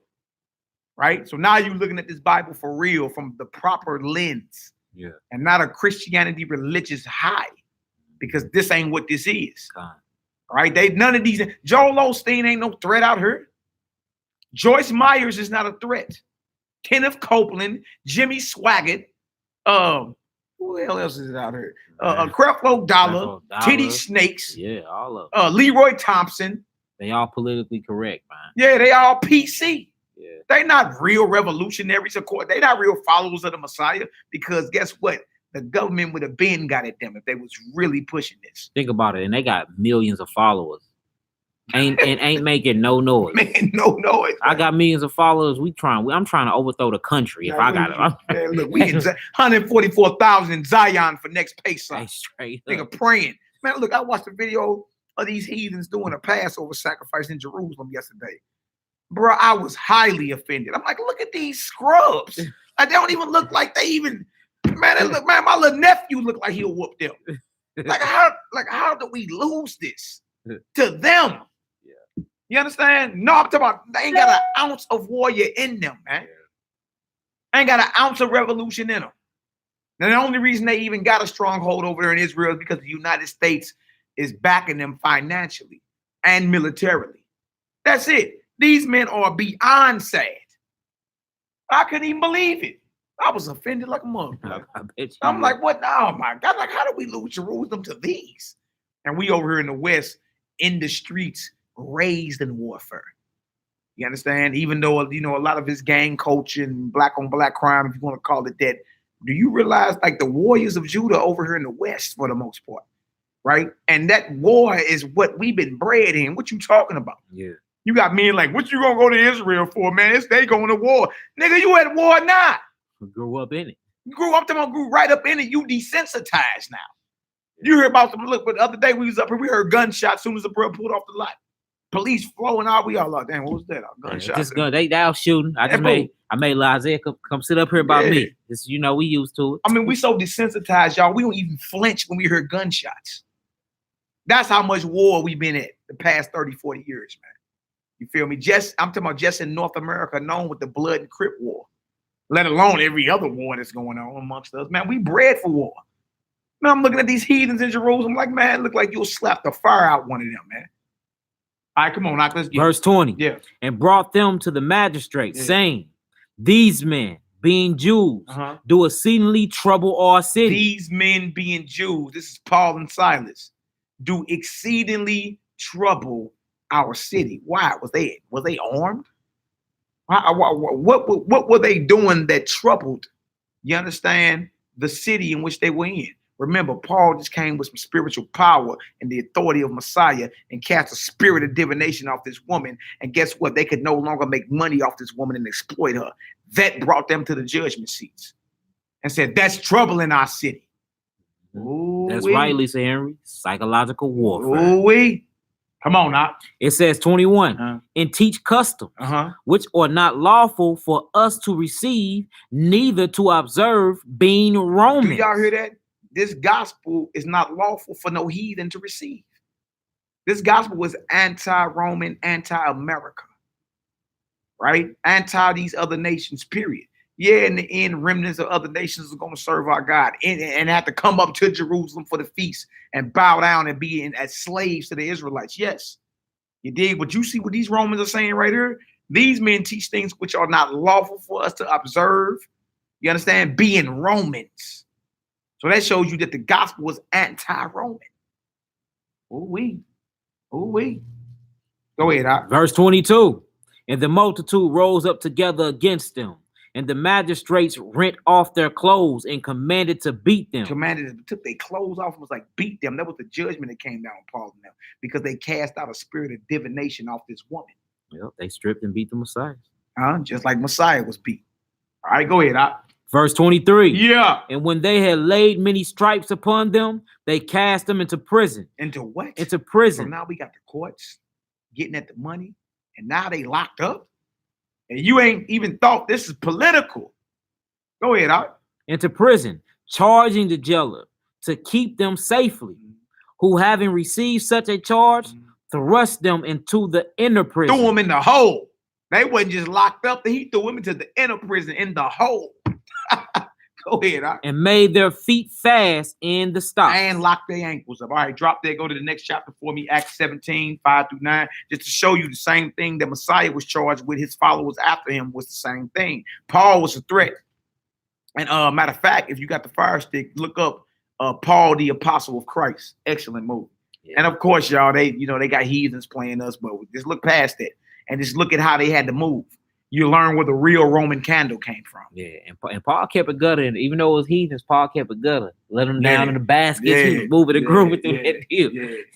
All right, we in the book of Acts, chapter 17, one chapter over. We starting at verse 5. You'll see where the real Roman candles came from while you Negroes out there celebrating the 4th of July and buying Roman candles. The Roman candles were Israelites that followed the Messiah that was set on fire in Rome for a public display. Yeah, Roman candles. Roman candle. Meaning, and it usually took place right at when the evening came down. Right. So our burnt bodies lit up the night, because the Romans set us on fire. That's where a Roman candle come from.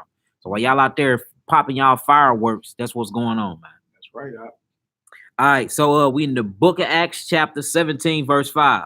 But the Jews which believe not, moved with envy, took unto them certain lewd fellows of the baser sort. So in other words, grab them these weren't spiritual men, right? In other words, they employed some little cats, some little hitters off the streets. Yeah. You understand? And these are the Jews that believe not what? They didn't believe Messiah was Messiah. These were Pharisees in them. All right. And they were bitter enemies against Paul because he used to be a Pharisee, but now he's following Messiah. So that made him a threat. So they basically hire some mercenaries, should I say. Mercenaries to get at Paul and them. All right, go ahead. It says, and gathered a company and set all the city on an uproar and assaulted the house of Jason and sought to bring them out to the people. And when they found them not, they drew Jason, a certain brethren of the rulers of the city, crying, these that have turned the world upside down. These who? These that have turned the world upside down or come hither also. You see how powerful this gospel is? They were saying those that have shaken the world to its very foundation with this message of this Messiah who was crucified in Jerusalem under Pontius Pilate. These who have turned the world upside down. They heard too with that same message. This don't sound like what you've been seeing in church on Sunday. Yeah, it don't. Because if it was, guess what? Every church would be under attack. Every church would be a threat. Every leader of every church would be a threat. And that ain't what you're seeing. Everybody's politically correct. Everybody's just trying to get along with every damn body instead of teaching what the scripture says. Because if you really was teaching this, you would be referred to as those who were turning the world upside down. All right, go ahead.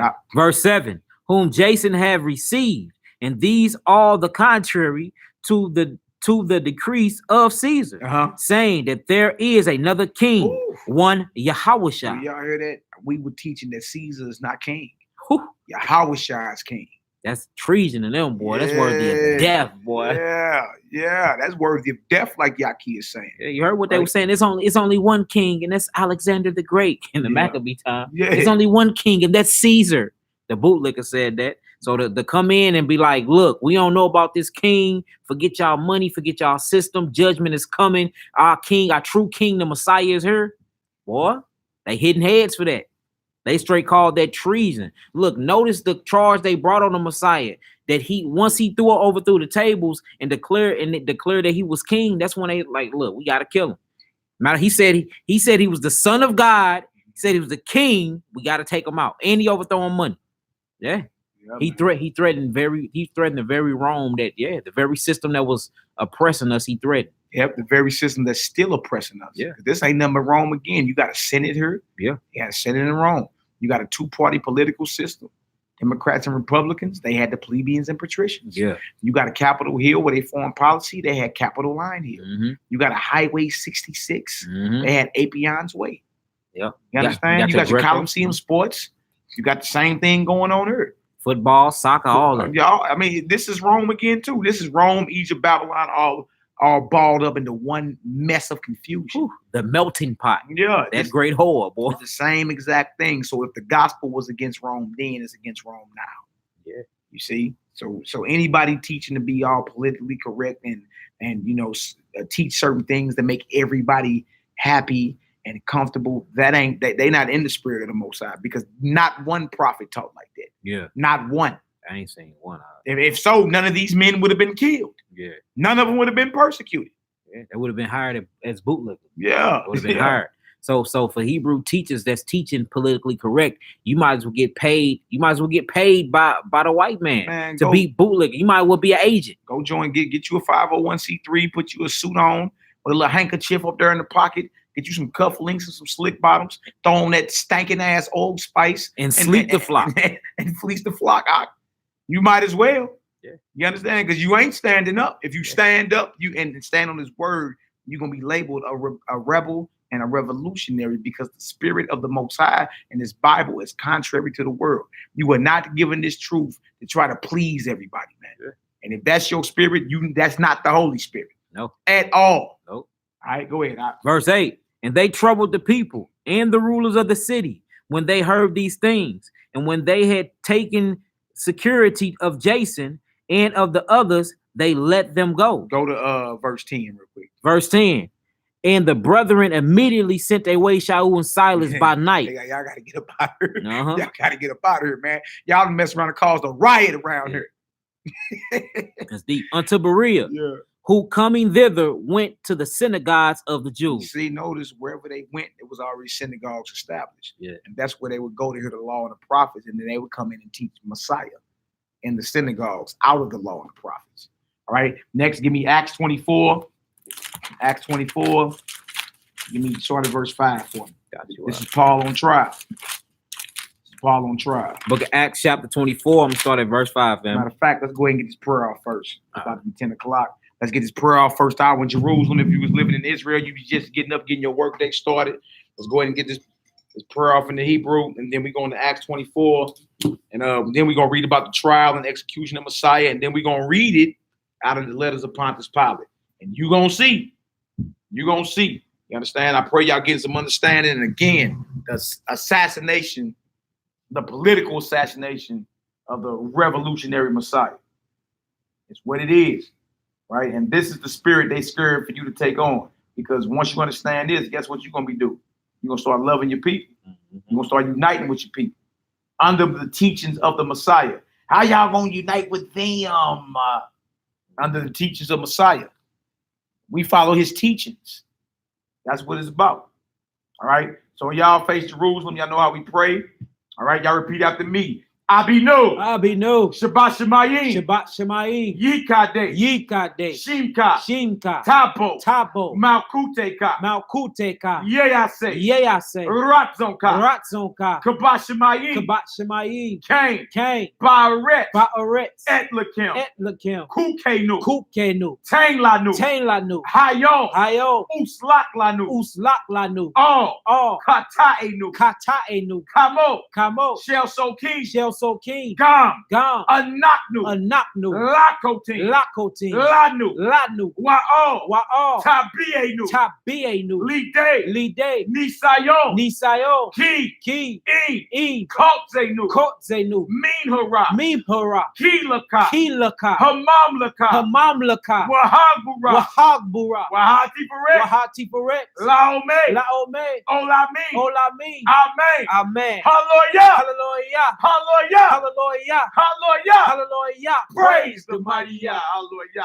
In English. Our Father Our Father in heaven. in heaven. Holy is your name. Holy is your name. May your kingdom come. May your kingdom come. And your will be done. And your will be done on earth on earth as it is in heaven. as it is in heaven. Give us this day Give us this day our daily bread. our daily bread. And forgive us our sins. And forgive us our sins. As we also have forgiven those have forgiven those who sinned who against us. sinned against us. And lead us not into And temptation, lead us not into temptation, but deliver us but deliver us from the evil from one. the evil one. For yours is the For kingdom yours is the kingdom and the power and the power and the glory and the glory forever forever and ever. and ever. Amen. Amen. Hallelujah. Hallelujah. Hallelujah. Hallelujah. Hallelujah. Hallelujah. Praise the mighty Yah. That's right. And y'all, that's the prayer our revolutionary Messiah taught us how to pray. He said what? They asked him, teach us how to pray. Teach us how to pray. You feel me? And that's how he responded. If you're gonna pray, this is how you're supposed to pray. You feel me? So all praises, all glory, all honor to the Most High. That's right. Praise the mighty Yah. Hosea Bon Israel in the building, sons of light, my brethren, my comrade in the spirit and in the flesh. May the Most High bless you, bro. Yeah, the Roman Empire was the first COINTELPRO. You ain't lying. And yeah, Christians, those Greeks invented naked wrestling. Straight up, man. Utter madness. All right. So next we're going to go to Acts 24. And this is Paul. And look, I just want to show that the Messiah and all those that follow him. Because you be like, well, that was him. We ain't got to go that hard. Then why did Paul and them go that hard? Why did Peter and them go that hard? Why were they threats? If when y'all get a chance, Google the death of the 12 disciples. Just Google it. And what you're going to find out is this. Every last one of them met a violent end. You think they met that because they were compromising? You think they met that violent end because they just were, you know what I'm saying, so politically correct and just, even killed? You feel me? Compromising. You think that's why they were murdered the way they were? No, man. Again, if you dealing with anybody, I don't care who it is, it could be a church pastor or somebody that's into Islam or somebody that claim they're Hebrew and they claim they're teaching this thing, man. You feel me? If they are in the spirit of tap dancing, winging answers, and trying to make everybody feel smooth about the message that this Bible is coming with, instead of challenging people. Sometimes, not sometimes, all the time, you need to hear it straight up. Yeah. Right? So you can deal with that. At least you know from that point, you know what? I need to hear that because now I know, you feel me, how I need to maneuver from her. That may offend me when it first come out. That mean get out your feelings, right? And if you in the spirit of, I deal with that part of the Bible, but not that part of the Bible. You don't love the Most High, you love yourself. If you just looking for scriptures that benefit your lust or your own life, you love yourself, not the Most High. Even if you don't understand what the scripture is saying, pray to the Most High and ask him to give you understanding so you can become even more in love with his word. Right? Most High, explain it to me. I don't understand it. You feel me? Give me some understanding on that. Don't you be like, oh no, I don't read that. That's just not for me. I just don't. You love yourself, then you a benefit believer. You feel me? But these men right here were not politically correct. They shot straight and they said things that would have got them killed. And got them killed, actually. Yeah. You understand? When y'all watch that Paul, the apostle of Christ, when y'all watch that boy, Nero pronounced death on Paul by beheading. Right? Whenever, and then threw him right back in the hole and say, whenever Nero get his order, that's when you behead him. Give him 20 lashes, throw him back in the hole. And they had Paul in the ground in jail. Yeah. Yeah, real talk. All right, so let's get it done, man. We at Acts 24. Acts 24, we're going to start at verse 5, and then we're going to get into the arrest, the trial, and execution of the Messiah.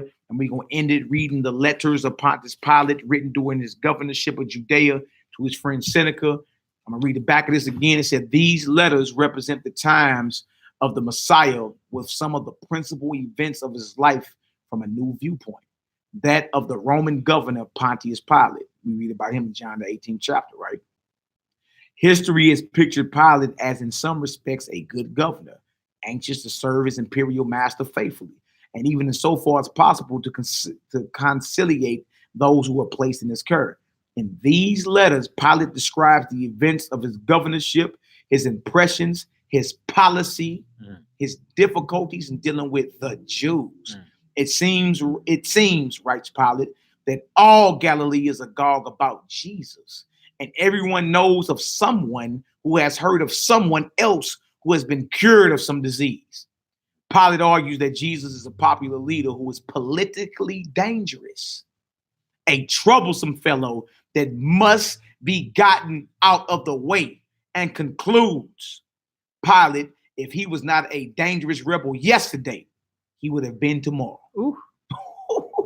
In spite of this, Pilate has given us a fine picture of Jesus here, written with restraint and feeling unconsciously reverent and absorbingly interesting. Wait till we read about the arrest of Yahushua and his trial and his execution. You're going to be like, whoa, you dig? And really, you get all this out the scripture too. It's just you speed read through stuff and you never slow down and really trip off what's being said. You never look up definitions and you never do what's called extrapolating. How do you think these heathens make good movies? They read the Bible and they pull every fact and detail out of every verse. And then they paint a picture as if they were there. You understand? They put visuals to what they read. You dig? And then they come out with the effects and throw a bomb movie. To be a successful movie producer in Hollywood, you have to know the Bible, not the Quran. Yeah, the Bible. Right? Not the Medunetta. It's the Bible that you must know. You understand? It's just what it is. All right, Acts 24. All right, we're in the book of Acts, chapter 24. I'm going to start at verse 5. It says, for we have found this man, a pestilent fellow. They see what they call him, Paul? A pestilent fellow. Come on, Doc. And a mover of sedition among all the Jews throughout the world. Wow, and a mover of sedition. We read the definition of sedition earlier, didn't we? Someone who can speak and incite revolution. Revolt. Someone who can speak and incite a revolt, right? Someone who can speak and spark the minds of the masses and cause them to unite against their oppressors. The uproar. Yeah, sedition. All right, come on now. And a ringleader of the sect of the Nazarenes, who also have gone about to profane the temple. So didn't Messiah get at the temple? Yeah. Right? Notice they called him a ringleader of the sect of the Nazarenes. Why is that? Because the Messiah was from Galilee. He lived or was raised in Galilee, Nazareth. He was born in Bethlehem, but raised in Nazareth. Right? So if you was a follower of him, we were called Nazarenes back in the day. You understand? Not Christianity, not Christians. We were first called that by outsiders, but we were called Nazarenes. God. And they called this man a pestilent fellow, a mover of sedition among all the Jews throughout the world. Meaning Paul was all over the world teaching this gospel. And according to the Romans, right? According to the Romans, this gospel, the message of the Messiah, incites sedition. Meaning the people will unite and guess what? Conquer their own flesh and then conquer their enemies. And that's what these heathens feared and these bootlicking Hebrews feared. Yep. All right. That's why everybody's against unity. But the Messiah say, if you ain't gathering with me, you scattering. Yep. If you ain't with me, you against me. Right. All right, go ahead. Let's get it says, who also have gone about to profane the temple, who we took and would have judged according to our law. We would have judged them according to our law. Right? Remember, Pilate told the Sanhedrin them, judge them according to your law. Oh, we can't because the high holy day coming in. Okay. Go ahead. But the chief captain Lysias came upon us, and a great violence took him away out of our hands. Come on. Commanding his accusers to come unto thee by examining of whom thyself mayest take knowledge of all things, whereof we accuse him. And the Jews also assented, saying that these things were so. Then Shaul, after the governor had beckoned unto him to speak, answered, for as much as I know that thou have been of many years a judge unto this nation, I do more cheerfully answer for myself, because that thou mayest understand that there are yet but 12 days since I went up to Jerusalem for to worship. Now, men were their own lawyers back then. You had to defend yourself in court. Paul is in court defending himself. It's you feel me? These Negro be like, you can't speak for yourself in court. You a sovereign. Well, you your own lawyer with you. All these brothers had to be their own lawyers. They had to know law. What say of ye? You didn't have to go hire no lawyer to represent yourself. What are you talking about? I'm telling you, man, a lot of these men are playing church out here. And it makes sense, though, especially according to the Sanhedrin, because you was going into the temples, learning the law in the synagogues anyway, right? So, like, say if you did get charged on a charge violating scripture, if you trained up in your law, why not speak for yourself if you trained up in Torah? Exactly. Why need somebody else speaking for me? Somebody else speaking for me. I'm trained up in Torah. I don't need you to speak for me. Yeah. Makes sense. Yeah. All right, go ahead. Verse 12. And they neither found me in the temple disputing with any man, right? Neither raising up the people, neither in the synagogues, nor in the city. Like I'm not no mover of sedition. Yeah. It only been 12 days since I've left Jerusalem. Not a mover of sedition. They ain't found me doing nothing. You understand? Come on, Hebrew, let's get it. Neither can they prove the things whereof they accuse me. They have no evidence. This is court. All right, go ahead. But this I confess unto thee, that after the way which they call heresy, so worship I the Elohim of my fathers, believing all things which are written in the law and in the prophets. This good old Paul, who you so-called Christians use to say you can violate law. He just said what? I believe all things written in the law and the prophets. I just left Jerusalem 12 days ago. I wasn't in the temple arguing with nobody. I wasn't raising up the people or organizing the people to revolt against Rome. I wasn't even doing that. And they can't prove it. But this I confess. This is my testimony, right? Go ahead. It says, and I gave hope toward Elohim. And have hope, right? And I have hope toward Elohim, which they themselves also allow, that there shall be a resurrection of the dead, both of the just and unjust. Now, that's a doctrine they was afraid of, because remember, they never found the body. Yeah. Right? When you watch that AD 70 on Netflix, that was the main problem after the crucifixion of Messiah. Caiaphas was like, where the body at? Yeah. You know, his one soldier was like, well, look, man, it looks something like him. There's a dead body over there. It looks something like him from a distance. He like, nah. Yeah. I don't care if it look like him. When you done, where the body at? Yeah. If we ain't got no body, we got a problem. He was so pissed that prophecy would come true. He straight when old boy bought his body to go put him in his sepulcher. He like, if y'all don't go get that body, we need to burn him. Like we need to burn him or something. And then they like guard the tomb, man, because they mess around and steal the body and try to play this whole resurrection thing. And that's gonna be further of a revolt. Yeah. Straight political. Yeah, straight political. Because if the resurrection didn't happen, remember he resurrected Lazarus, right? Yeah. Now, if we didn't put him to death and we seen him die, and then sepulcher has been loose and there ain't no body, and bro, they was searching Jerusalem, every corner, all of it. I'm talking about arresting people. Where the body at? Messiah went into the heavens. You feel me? Where the body? We ain't got no body. We got a problem around here, man. Yeah. So Yeah. Paul was teaching resurrection. You feel me? Resurrection. And what was even more powerful, because that was also a reason why the Pharisees held counsel to destroy Messiah. Not just because he got it the money changer, because he resurrected Lazarus. Yeah. And many Israelites started believing in him. Yeah. And guess what? They didn't have the influence over them people anymore. Because they he held took a death off the counsel. table. Yeah. If Yeah, I'm not afraid to die. Look, F your money, F your laws, F you beat me, F you crucify me, because I know for a fact all I gotta do is keep the law and follow the Messiah, and he gonna raise me from the dead anyway at Yeah. the last trump. Yeah. So yeah, hey. Yeah. So there's no reason for a believer to even be afraid of death. Like, Yeah. what do you mean death? That's just the beginning. Yeah. You feel me? So now you don't have look, and if a man is not afraid of death, you can't control him. God. See? Purely revolutionary and purely political. Yeah. All right, come on. Verse 16. And herein do I exercise myself Mhm. to have always a conscience void of offense toward Elohim and toward man. Mhm.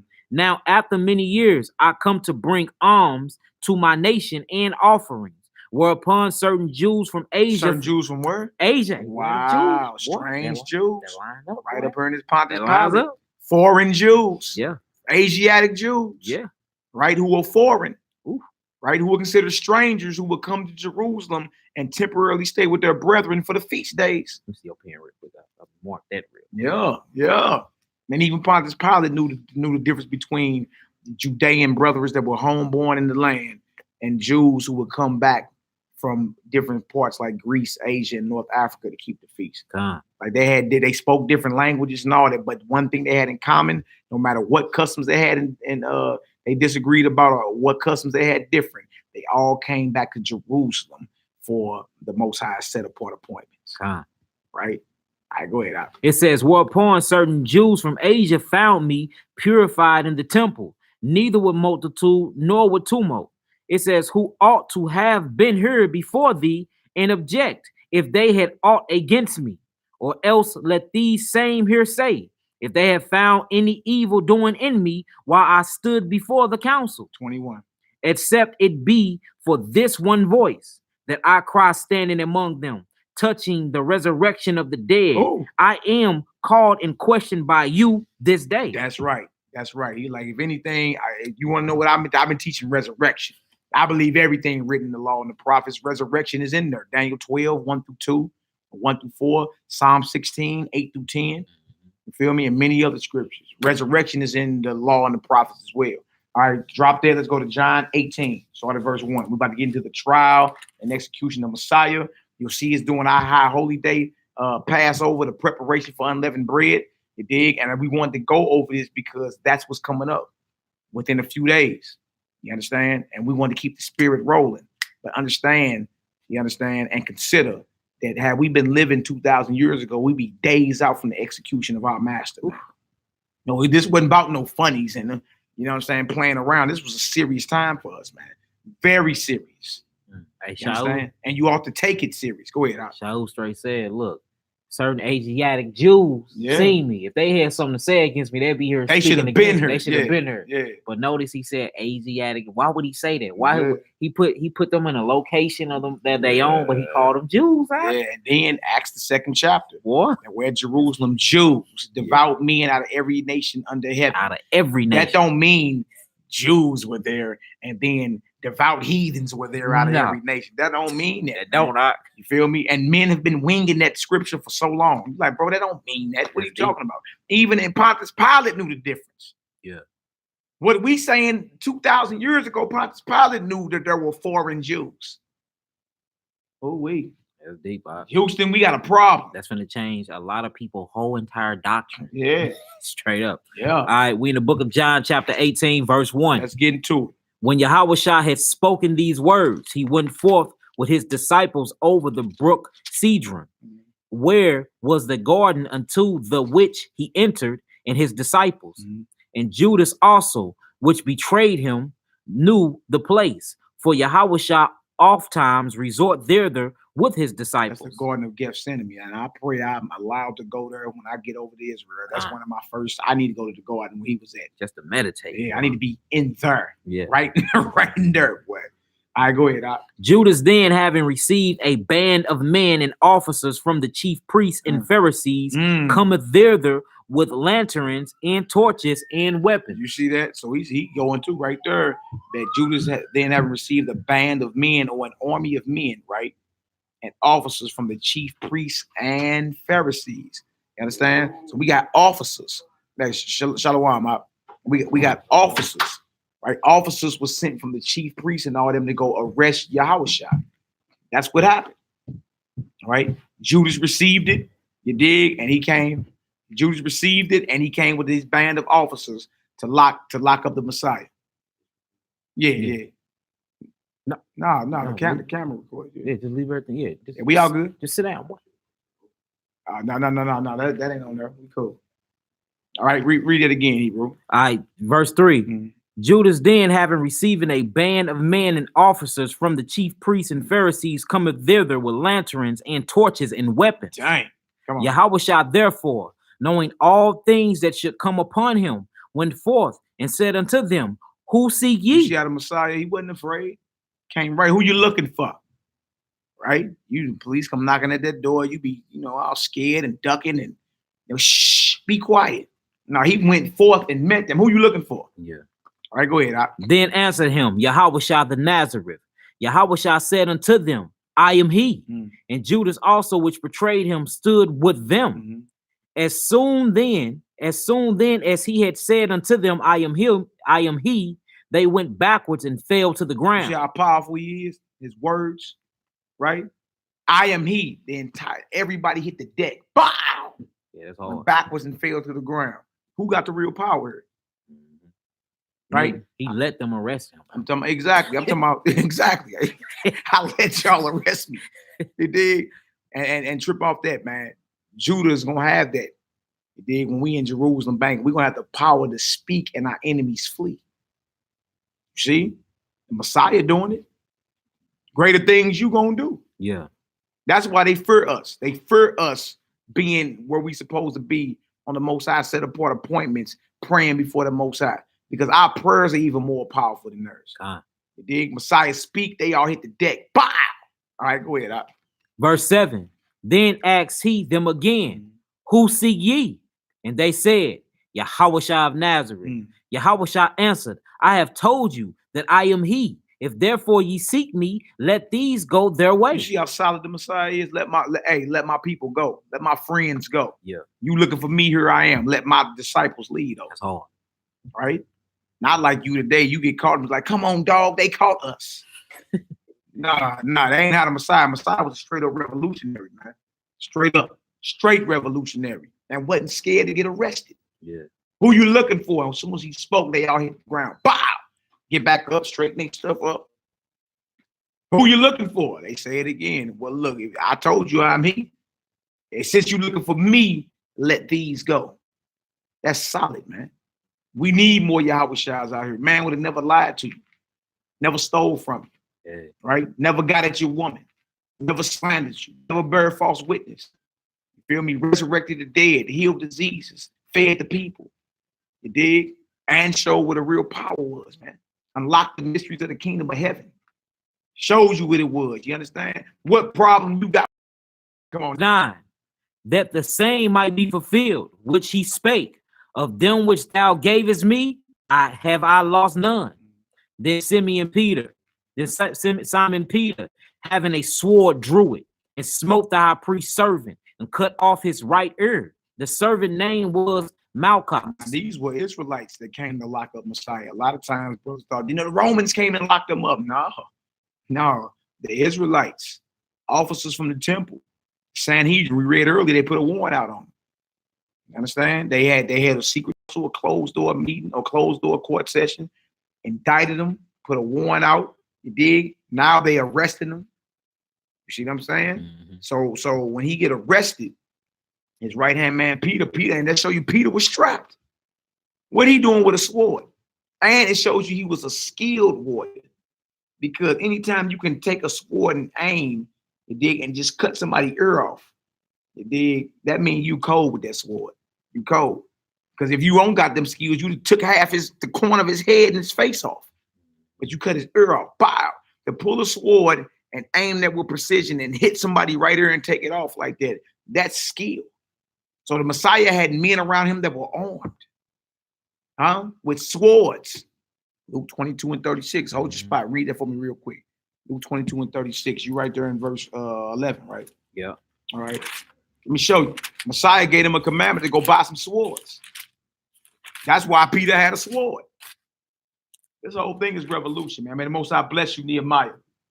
Luke 22 and 36. It says, then said he unto them, but now he that have a purse, let him take it. And likewise his scrip. And he that have no sword, let him sell his garments and buy one. They let him sell his garments and buy one. With the Messiah giving the order to his disciples to buy a sword for. Hey, we going to war. Right? What is all that? And you like, oh, no man of God will have weapons. Then why his disciples got swords? Yeah. Why Peter even had a sword to cut off dude?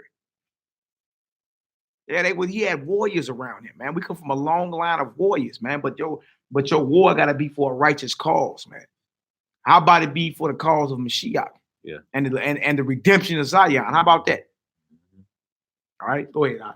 You can keep reading back in there. We're back in John 18, verse 11. Yeah. Then said Yahushua to Peter, put thy sword into thy sheath. The cup which my father hath given me, shall I not drink it? He like, look, man, I gotta fulfill prophecy. Put your sword up, man. I'm saying, man, put your strap up. What you doing?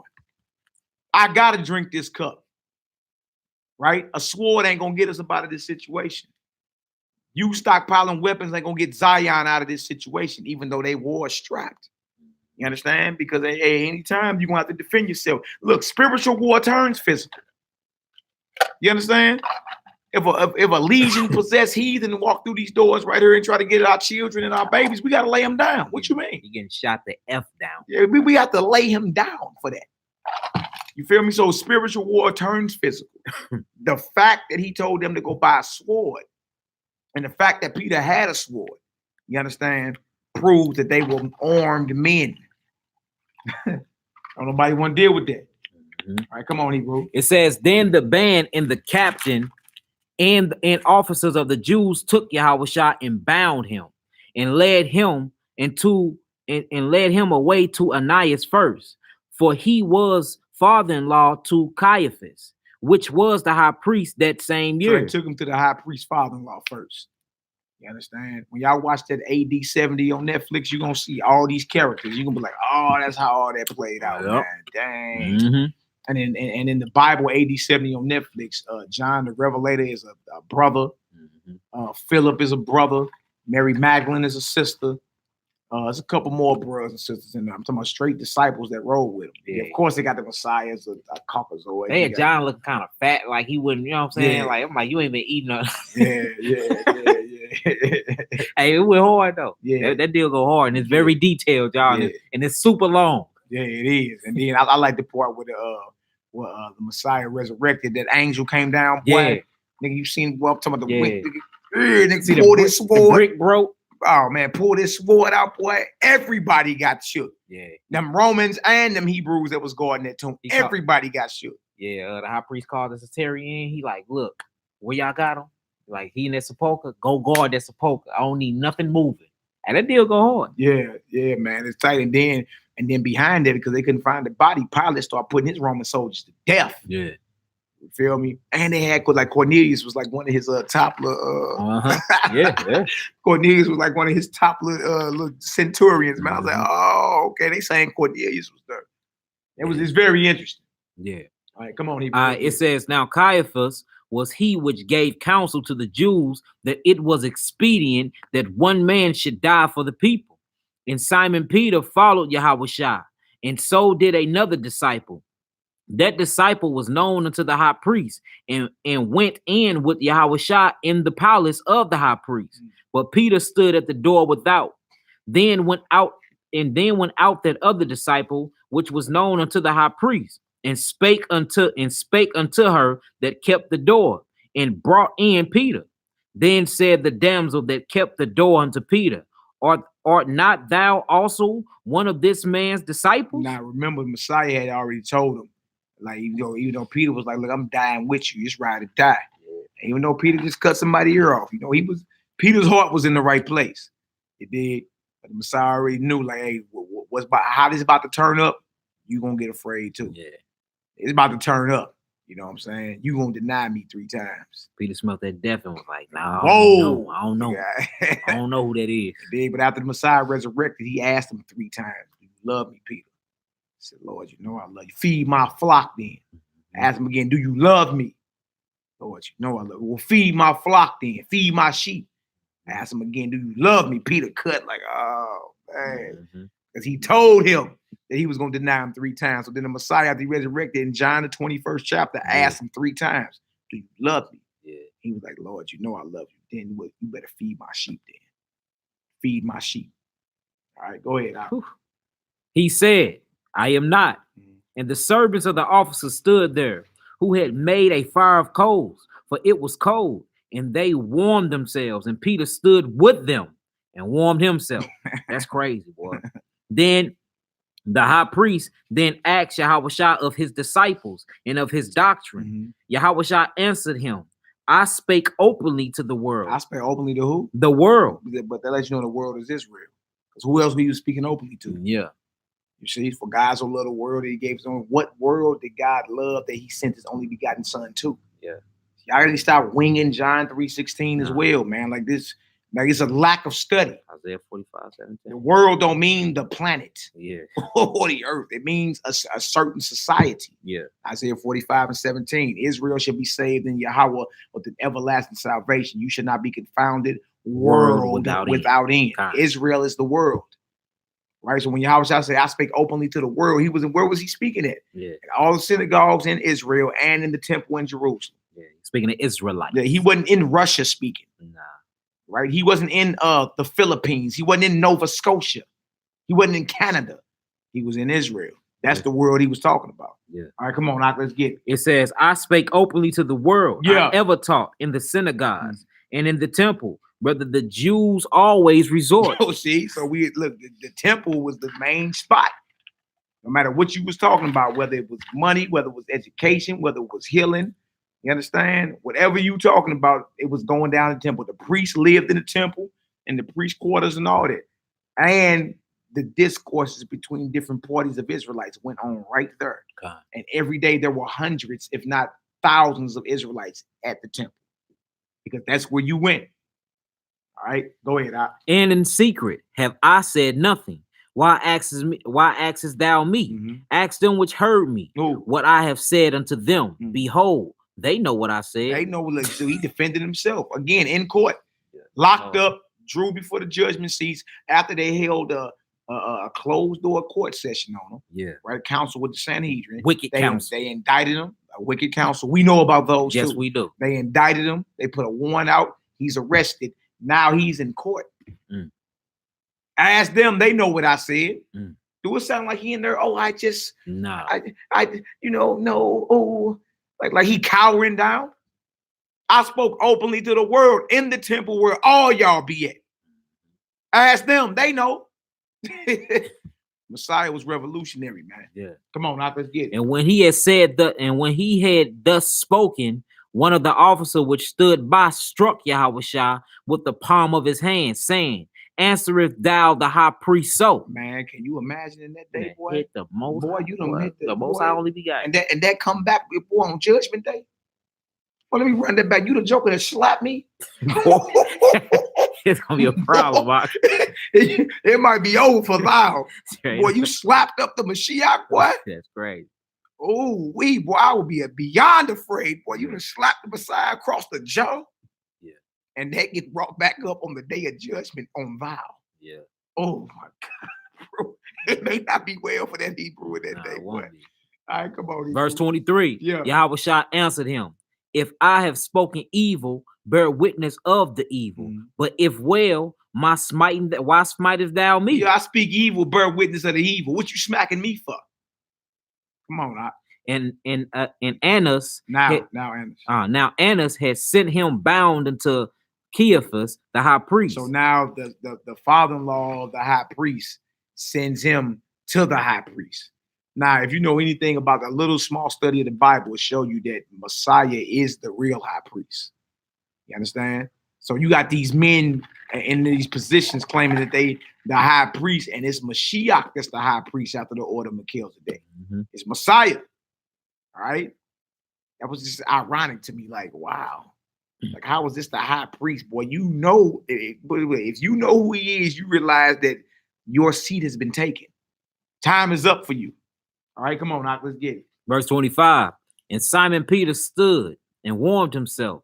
They said, therefore, unto him, art not thou also one of his disciples? He denied it and said, I am not. One of the servants of the high priest, being his kinsman, who ear Peter cut off, said, did not I see thee in the garden with him? They trip off that. Like the very man that cut his ear off, right? Or who had his ear cut off by Peter, looked at him and like, didn't I see you with him? I know. Remember, they locked him up at night. Now it's starting to dawn toward the morning and all that now. You know what I'm saying? And that show you all these Israelite brothers look similar. They looked alike. So, well, hold on, man. You look familiar. Right? Why didn't the cat that got his ear cut off say, man, that's you. You was with him. Like, I know that was you. He said, hold on, didn't I see you? What? Yeah. Yeah. All right, come on. It says, Peter then denied again, and immediately the cock crew. Yeah. Finished. All right, come on, Hebrew. It says, then laid they Yahushua from Caiaphas unto the hall of judgment, and it was early, and they themselves went not into the judgment hall, lest they should be defiled, but that they might eat the Pesach. The Passover. You see that? So they led him to the judgment hall, meaning, all right, he didn't have court, right? Now we about to bring him before Pilate's judgment seat, the Romans. This is how you know it's political. You feel me? Because if it just was simply Israelite matter, why are y'all delivering him over to Pilate? Yeah, the Roman. Pilate called for him. You see? Why are y'all delivering him here? What's the problem? And then y'all gonna come up with the Passover that y'all won't be defiled. Y'all just locked up the Son of the living God. What do you mean? And the one Negro slapped him across the face. Yeah, and you got the nerve to claim like, oh, well, we don't want to pass judgment because the Passover is coming up. Yeah. In other words, the Feast of Unleavened Bread. They had to prep. You understand? By then, we into day 14 already. Right. Right. By the eve of the 14th day, all the lambs had to been killed and roasted and ready for Passover, going into the Feast of Unleavened Bread. We in day 14 now. We in his trial and about to be his execution. Right. By the 9th hour, the 14th day, he had already expired. They pulled him off the sepulchre. Put him off the cross or the execution stake and laid him in a sepulchre that nobody had ever laid before. You feel me? This is hours before he get executed. And this is on the 14th of Abib. The evening of Abib is when Passover kick off. By the time the sun down, we into the Feast of Unleavened Bread. That's why they said we don't want to get defiled because the Feast of Unleavened Bread is coming in. All right. Or a Sabbath. All right, go ahead.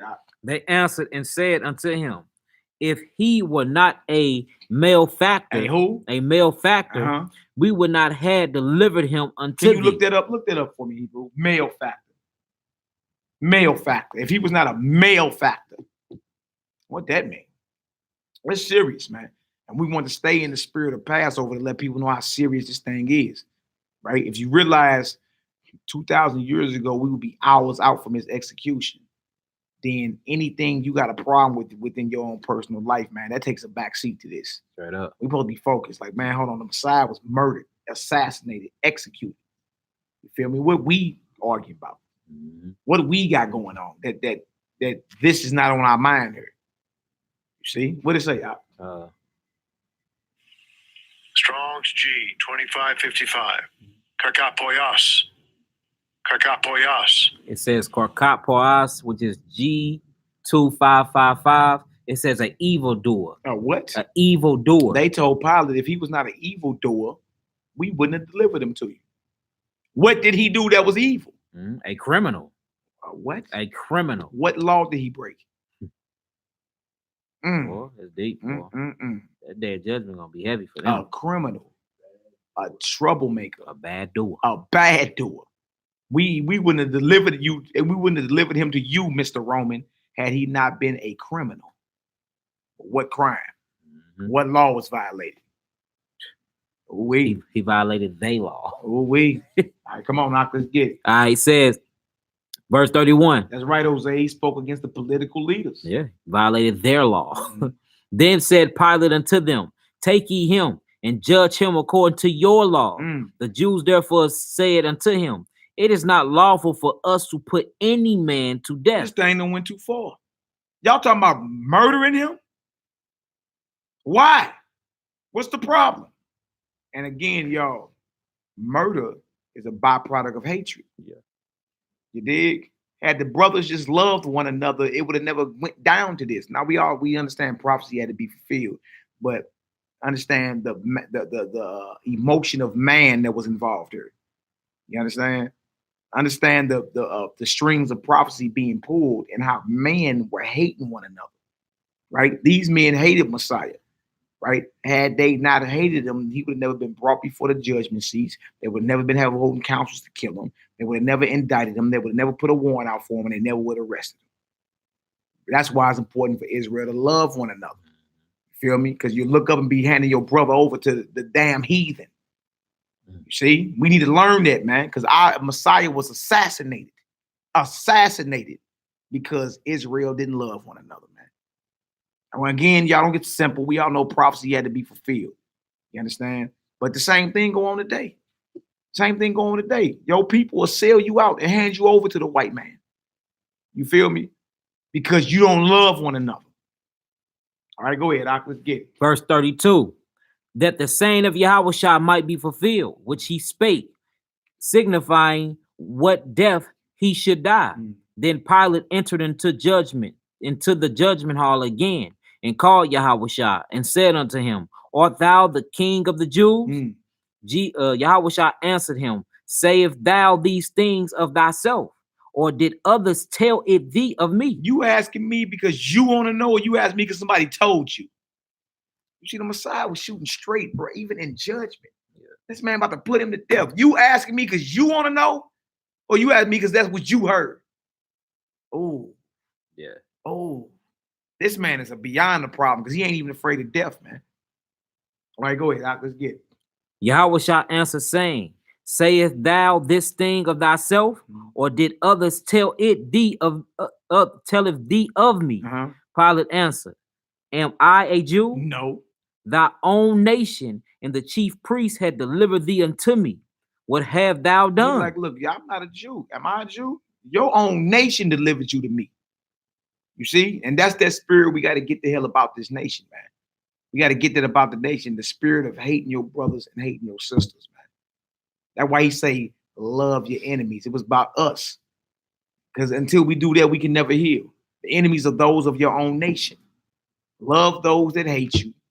Pray for those that despitefully use you, and bless those that curse you. He was talking about how we supposed to deal with each other. You understand? Until we get into that spirit, we will never heal as a nation, and we'll never take our rightful place in this earth. Your own nation delivered you up. Now, trip off all our leaders that were a threat and that was taken out. You feel me? Like their own people around them sold them out. Trip off the assassination of Fred Hampton. He wasn't but 20 years old. And it was a bootlicking Negro that was reporting to the FBI because he was on probation. Reporting to the FBI on where Fred Hampton was. Them heathens came in that hotel, boy. Shot it up. Man, shot from the ceiling through the floor and from every wall in that deal. Yeah. That man was murdered in the bed next to his pregnant wife, Fred Hampton Sr. Fred Hampton was only 20 years old. Yeah. Died in 1969, man. Yeah. 20 years old, but because he had a mouth that could unite the people, he was feared. Yep, and they say, right. Take him out. Oh, Jose, over 1,000 rounds. Yeah, take him out. And bragged on him once they confirmed the kill. Bragged on it. See, and they call that sedition. When you got the ability to speak and spark the minds of the people to unite, first to conquer that flesh and then conquer their enemies. You can't conquer the Romans if you ain't conquered your sin. You got to conquer flesh first. That's what Yahushua came to show us. Once we do that, we can take our enemies down. That's what they were afraid of. Like, whoa. Now we read this Pontius Pilate, you're going to see. Everybody going like, man, look, Messiah referred to as a revolutionary radical in her. Now it makes sense now that we reading this in the Bible right here. You understand? It makes sense once you start reading things or historical pieces too to add with the Bible. Like, oh, that's why that was done.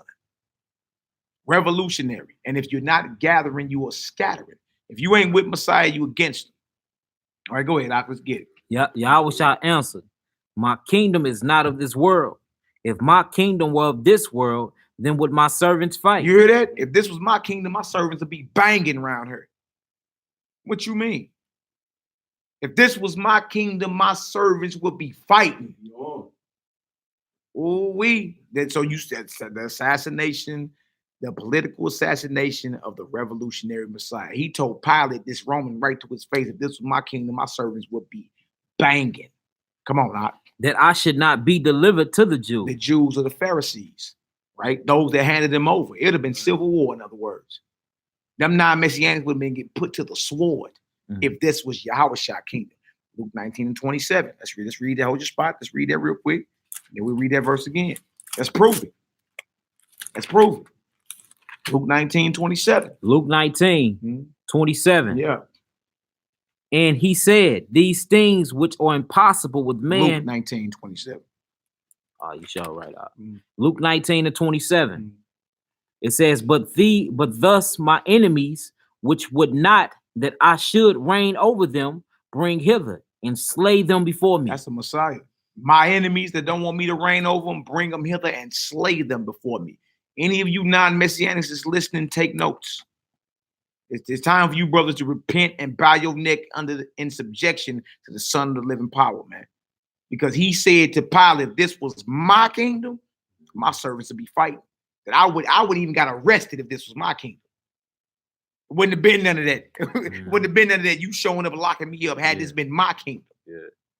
All right, come on, Doc, let's get it. All right, we back in John 18, verse 36. And Yahushua answered, my kingdom is not of this world. If my kingdom were of this world, then would my servants fight. That's right. That I should not be delivered to the Jews. Come on. But now is my kingdom not from him. Pilate therefore said unto him, Art thou a king then? In other words, are you a king then? Like, what's going on? Are you a king? Come on. Yahushua answered, thou sayest that I am a king. To this end was I born. To this what? To this end was I born. I was born king. I was born for this. This is my purpose. To this end was I born. Come on, and from this cause came I into the world. Ooh. Yeah, that's hard. And for this cause I came into the world. Come on, that I should bear witness unto the truth. Right. Everyone that is of the truth heareth my voice. Flat out.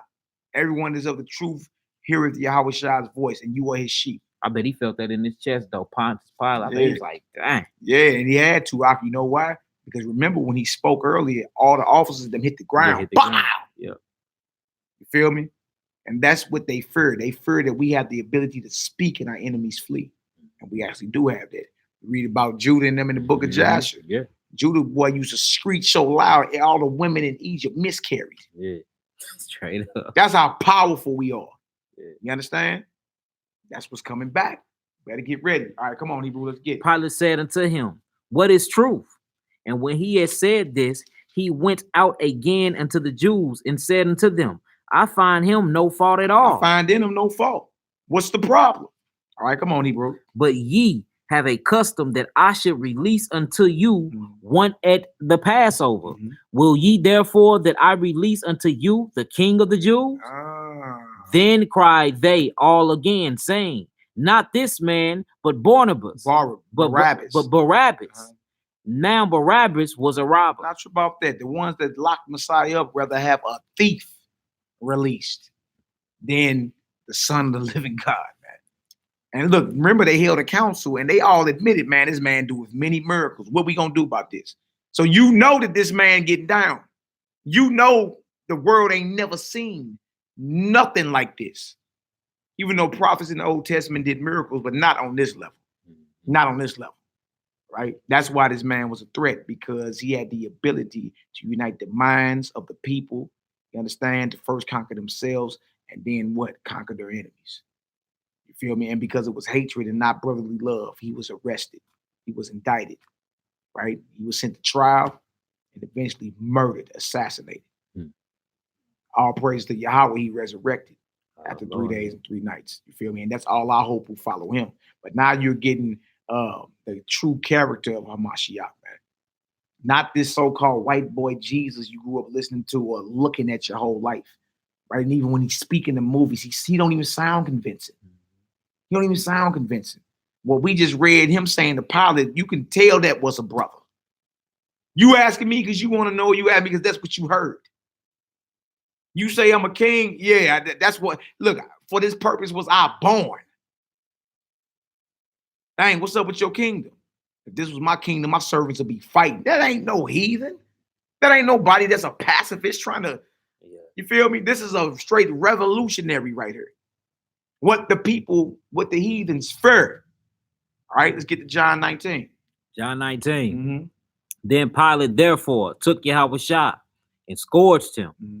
And the soldiers planted a crown of thorns and put it on his head. Mm. And they put on him a purple robe and said, Hail, King of the Jews. And they smote him with their hands. Look at that. Look at that. So now the Romans slapping him up. You know, they mocking him. Hail, King of the Jews. All right. Come on now. Pilate therefore went forth again and said unto them, Behold, I bring him forth to you, that ye may know that I find no fault in him. Then came Yahushua forth, wearing a crown of thorns and a purple robe. And Pilate said unto them, Behold the man. When the chief priests therefore and officers saw him, they cried out, saying, Crucify him, crucify him. Pilate said unto them, Take ye him and crucify him, for I find no fault in him. You crucify him. Y'all trying to get me to do it for. Why y'all don't do it? And the only excuse they're gonna come up with, oh, well, you know, we got the holy day, bro. And that's why it says in Corinthians about you can't keep the holy day with malice on your heart. Yeah. They tripping off the holy day, but y'all got all malice. Y'all got hatred in y'all mind because y'all yelling to murder this man right here who ain't violated at all. Y'all already defiled. Already by defiled. mindset. The Jews answered him, We have a law, and by our law he ought to die, because he made himself the Son of God. When Pilate therefore heard that saying, he was the more afraid, and went again unto the judgment hall, and said unto Yahushua, Whence art thou? But Yahushua gave him no He answer. asked him, who are you? You feel me? Like we was talking this king stuff and all that at first. Then he asked, well, who are you? They like, well, look, he said he was the Son of God. And that means he supposed to die. But Psalm 82 say ye are gods. You see what I'm saying? And children of the Most High. You are a son of God. Yeah, it struck Pilate too. He said he was so afraid. Man, when he said that, Pilate became afraid. Like, hold on. Let me go holler here one more Let time. me go on back in here before I render my judgment. Who are you? Yeah. You dig? Messiah just looking, don't even answer. Sometimes you got to be like that when everybody accusing you or whatever. Sometimes you got to go on quiet mode and be like, I ain't even addressing that. I'm good. Whatever. You dig? You went quiet on him. That's what the scripture in Isaiah 53 say. He didn't open his mouth. In other words, when he was in judgment, he only had a few words, man. He wasn't all, just trying to throw himself at the mercy of the court or, trying to overtalk him, man. Look, this is what it is. Who are you? I'm not even answering that. Yeah. All right, go ahead. Then said Pilate unto him, Speakest thou not unto me? Knowest thou not that I have power to crucify thee and have power to release thee? Yahushua answered, Thou couldst have no power at all against me, except it were giving thee from above. Whoa. Therefore, he that delivered me unto thee have the greater sin. That's why us as a nation were destroyed. You feel me? All hell was poured out on Jerusalem because of our leaders. You see that? He say, look, you ain't got no power. Power you got is what my father ordained. Ask Nebuchadnezzar. Most High sent him to the field and gave him the spirit of a yeti for 7 years. Made him eat grass. Turned his ass retarded. Made him retarded. Ask Pharaoh. Only power you got is what my father ordained. Yeah. Therefore, he that delivered me to you, he got the greater sin. Yeah. Huh? You know what I'm saying? You men turned on the Mashiach, man. You handed over the Son of the living God with a wicked mindset and got the nerve to say you about to keep the Passover. Yeah. That's why if your spirit ain't right, don't show up at Passover, man. Don't show up. You understand? Because you mess around, eat damnation into yourself. Yeah. Boy, real talk, man. All right, come on, Doc. Yahushua answered, verse 12, and from thenceforth Pilate sought to release him. From this forth, Look at Pilate trying to get up out of He's this. like, I don't even want my hands Man, have I don't nothing even to want do nothing with this. man. Meaning he felt that spirit, man, the whole Yeah. time Mashiach was talking. Yeah, I don't want nothing to do with this. This is an Israelite matter. Yeah. This is an Israelite matter. Yeah. I'm gonna let him go. Go ahead. Doc. But the Jews cried out, saying, if thou let this man go, thou art not Caesar's friend. Oh man. They put that on him. Wow. Whosoever maketh himself a king speaketh against Caesar. You see, these non-messianics are actually sellouts. Yeah.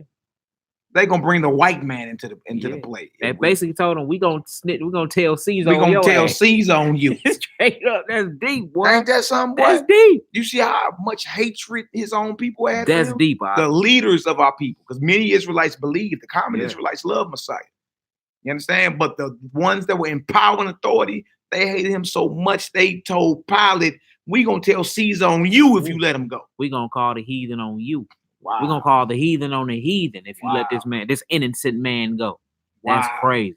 Wow. When Man. Pilate therefore heard that saying, he brought Yahushua forth and sat down in the judgment seat in the place that is called the pavement, but in Hebrew, Gabbatha. Gabbatha. Mhm.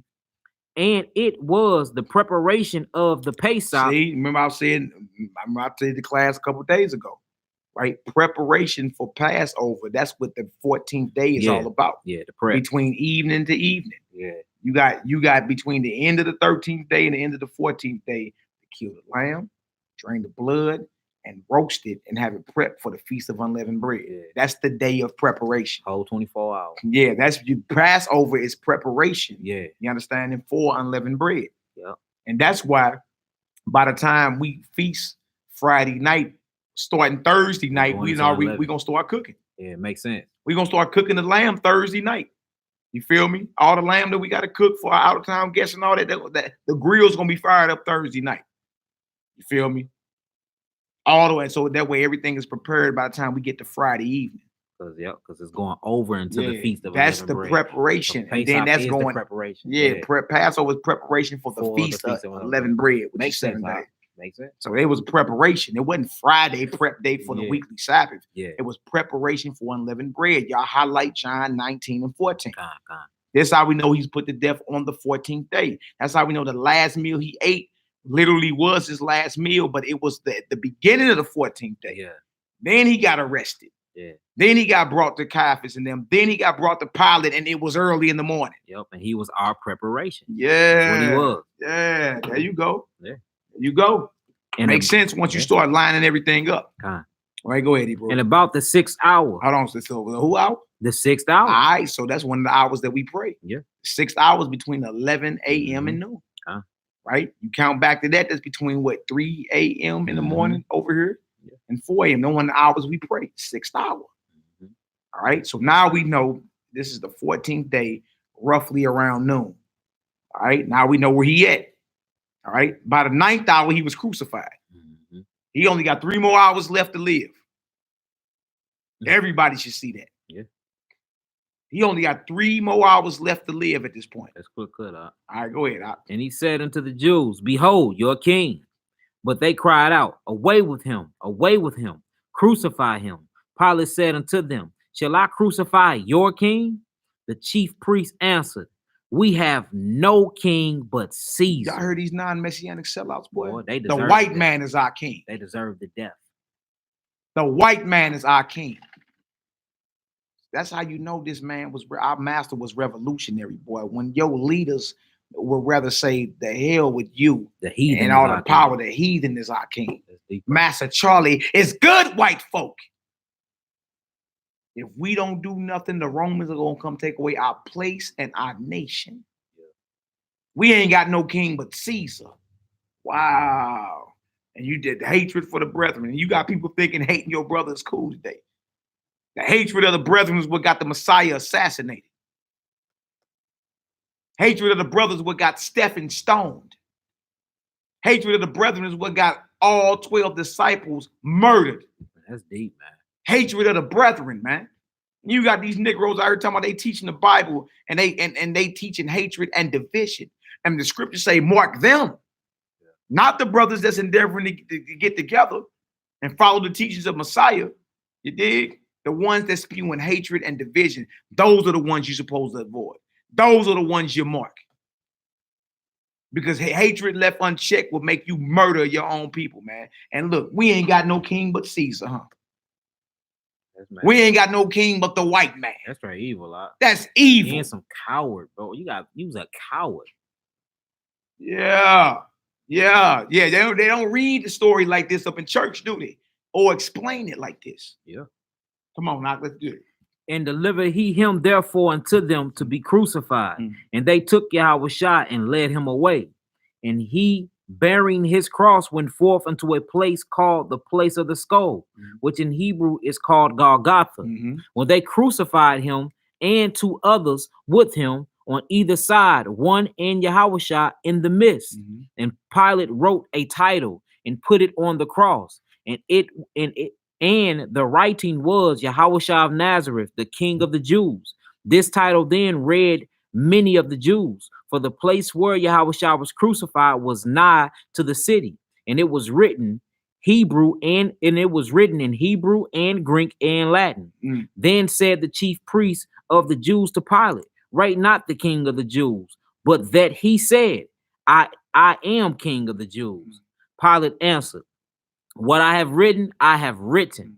Then the soldiers, when they had crucified Yahushua, took his garments and made 4 parts, to every soldier a part, and also his coat. Now the coat was without seam, woven from the top throughout. They parted his garments, his prophecy. Psalm 22, 16 through 18. David wasn't talking about himself. Everything that happened was prophecy. Come on, he read on down to verse 31, and then we're gonna get into this book. Then said, therefore, among themselves, let us not rend it, but cast lots for it, who it shall be, that the scripture might be fulfilled, which said, they parted the raiment among them, and for my vesture they did cast lots. Psalm 22, 18 and 19. You see, David in spirit saw the crucifixion 1,000 years before it even happened. Everything that happened with Mashiach was prophecy, man. All right, come on now. These things, therefore, the soldiers did. Now there stood by the cross of Yahushua his mother, and his mother's sisters, Mary, and the wife of Cleophas, and Mary Magdalene. Yeah. And Yahushua therefore saw his mother and the disciple standing by, whom he loved, and said unto his mother, woman, behold thy son. Then said he to the disciple, behold thy mother. And from that hour, the disciple took her into his own home. Yeah. In other words, take care of my mama. Take care of my mama. What I'm saying? You got to take care of my mama. Mama, this your son right here. Yeah. You understand? Take care of my mother. All right, go ahead. That's deep, Bob. That's some deep stuff, bro. Yeah. Like, hey, look out for my people. Look out for my mama. Straight up. And hey, he honored that. He said since then he took him to he took her to his own home. Yeah. That's deep. After this, Yahushua, knowing that all things were now accomplished, that the scripture might be fulfilled, said, I thirst. Now there was a vessel full of vinegar, and they filled a sponge with vinegar and put it upon hyssop and put it to his mouth. When Yahushua therefore had received the vinegar, he said, it is finished, and bowed his head and gave up the ghost. And that's Psalm 69, 22. They gave me vinegar and gall to drink. More prophecy. Read 31, just real quick. It says, the Jews, therefore, because it was the preparation. The what? The preparation. Wow. It was preparation for unleavened bread. Passover. It was the 14th day. Passover. Yeah. Passover, man. Go ahead, Doc. That the body should not remain upon the cross on the Shabbat day. For the Shabbat day, that Sabbath day. Yeah, for that Shabbat day was a high day. Was a what? A high day. That's how you know it's not the weekly Sabbath. It's a high holy day. It's unleavened bread. Yeah. It's not the weekly Sabbath. It's Passover, the 14th of Abib. The slaughtering of the Passover lamb is preparation for the feast of unleavened bread. It's prep day, the 14th day. Now remember the 6th hour, right? The 6th hour. They was yelling out, crucify him, right? He nailed to the cross and all that. All right, finish reading 31.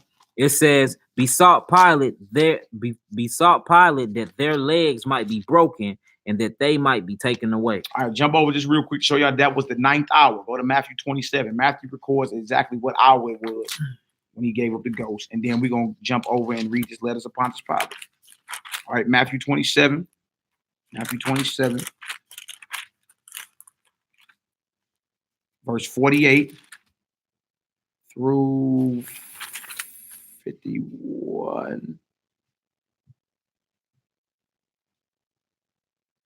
The 9th hour. Matthew, yeah. Bang, bang, salute. Crowd, loud voice. Say, bang, bang. Bang. Now, we'll say the 9th hour in there, man. Matthew, I missed it. For the 9th hour. 6th hour, not from the 6th hour. There was, now, matter of fact, jump back. Matthew 27. Matthew 27, start at verse 45. All right, Matthew 27, verse 45.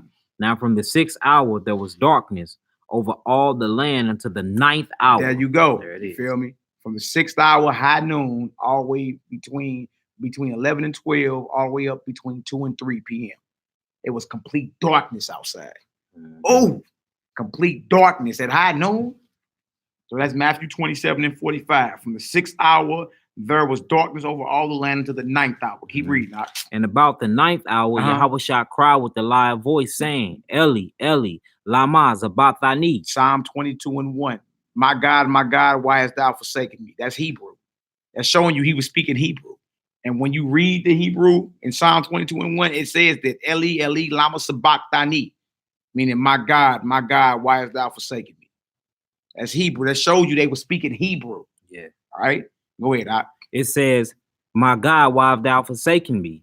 Some of them that stood there when they heard that said, this man calleth for Elijah. Yeah, because Elijah means Yah is my God. So that shows you he was speaking Hebrew. They're like, why is he calling on Elijah? You dig? Because how else you say my God in Hebrew? Eli. Eli. Or Eliyah. Or Eliyah. All right, go ahead, Hebrew. And straightway one of them ran and took a sponge and filled it with vinegar and put it on a reed and gave him to drink. The rest said, let be, let us see whether Elijah will come to save him. Yahushua, when he had cried again with a loud voice, yielded up the ghost. What hour was this? The 9th hour. Yeah, the 9th hour. Right? Between 6 a.m. and 7 a.m. Central Standard Time. That's why that's one of our prayer hours. The heavens received the Messiah's spirit. Also in Acts 3rd chapter, the man was healed at the 9th hour. The heavens were open. All right, go ahead. It said, Yahushua, when he had cried again with a loud voice, yielded up the ghost. And behold, the veil of the temple was rent in twain from the top to the bottom, and the earth did quake, and rocks rent. All right, that's it for that. All right. I just wanted to show that. It was a preparation day. It was the 9th hour. Now, from that, before the sun goes down, they had to take him off the cross or the execution stake, right? Prepare his body and then lay his body in a tomb that no man had ever laid. You understand? And when you go back to John 19 and 42, right here, it says John 19 and 40, then took they the body of Yahushua and wound it in linen clothes with the spices of the manner of the Yahudim is to bury. Now, in the place where he was crucified, there was a garden, and in the garden, a new sepulchre, wherein was never man yet laid. There laid they Yahushua, therefore, because of the Jews' preparation day for the sepulchre was nigh at hand. All right. All right, so next we about to get into this right here. This right here is the letters of Pontius Pilate, written during his governorship of Judea to his friend Seneca in Rome. All right. And we about to read about the arrest of the Messiah. All right, Sister Shalom. Most I be with you. Be safe. All right, we about to read about the arrest of the Messiah, and we about to read about his crucifixion. All right. Trial and crucifixion. Man, this is major. All right. Page 161 is where we start. Y'all get some understanding so far? You can put a 7 up in the chat. Look at Jose, grab popcorn. If y'all get some understanding, put a 7 up in the chat. All right. The assassination. All right, Shalom. The assassination, the political assassination of the revolutionary Messiah. All right. We're looking at this thing through a whole nother lens now. Through a whole nother lens, we looking at this thing. Our praise, our glory, our honor. And y'all look this book up. My Aunt Judah Moshe looked the book up early. It's $16 on Amazon. The Letters of Pontius Pilate, $16. All right. Page 161 is where we're going to start it.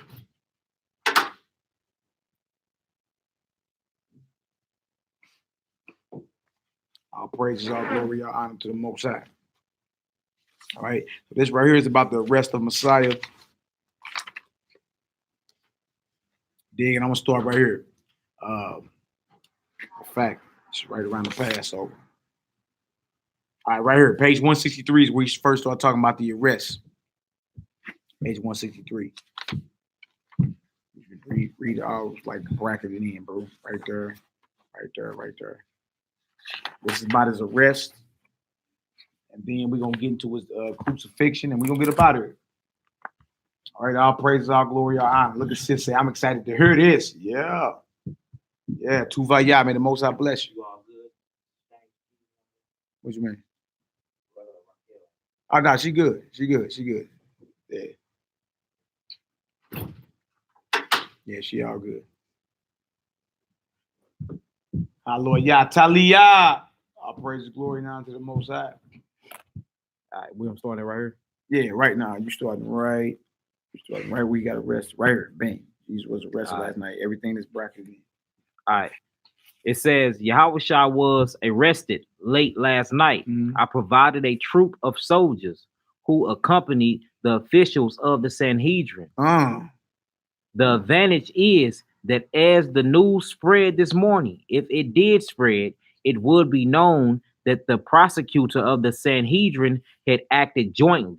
The Sanhedrin are not popular with the most zealous Jews. Like so the Sanhedrin, you know, the courts, the judges, you know what I'm saying, they're not as popular with like the zealous Israelites, the RBG brothers or the revolutionary brothers who actually were putting Romans to death. They thought through the sword they could deliver, you understand, Israel, but that's not the case. So the actual courts where they are adjudicating it and passing out judgments, that wasn't popular with the zealous or the revolutionary Israelites. All right, go ahead, Al. But the general impression would be that if all the authorities, Roman and Jewish, were acting together, this must be a troublesome fellow. This must be a troublesome fellow who was better out of the way. You see, he's saying, Pontius Pilate is saying, look, if the Romans and the Jews are acting together, the authorities of Rome and the Jewish nation or the Jews nation are acting together to prosecute and get rid of the Messiah, he must have been a powerful man. He must have been beyond powerful. Had to be. Feel me? Because you got the Roman authorities and the Hebrew authorities working to get him out the way. Yeah, go ahead. The arrest was made without disturbance. The arrest was what? Made without disturbance. We read that in John 18. Outside of him speaking, I am he, and they falling back. He didn't resist arrest. He didn't resist. I'm he. If you're looking for me, let them go. All right, go ahead. Yahushua himself gave no trouble, and his followers ran at once. Didn't they? He said, all y'all should be offended at me tonight. Strike the shepherd, and the sheep shall scatter. Go ahead. I believe some of them are well on their way home. Like I believe some of them, they got up out of there so quick, they on their way home. All right, go ahead. The prisoner was taken to the high priest's quarters until the morning when he was handed over to my people. Dude, we just read all this in John 18 and John 19. When he taken to Annas, which was the father-in-law of Caiaphas, which was the high priest, then taken to Caiaphas, who was the high priest, then handed over to Pontius Pilate. Pilate is saying that in his book. He's writing to his friend Seneca in Rome of what just happened with this Jesus or this Messiah. All right, go ahead. I believe Caiaphas got a few of the leading priests together and they examined him for themselves. The case is a perfectly simple one from my point of view, and will I give no difficulty.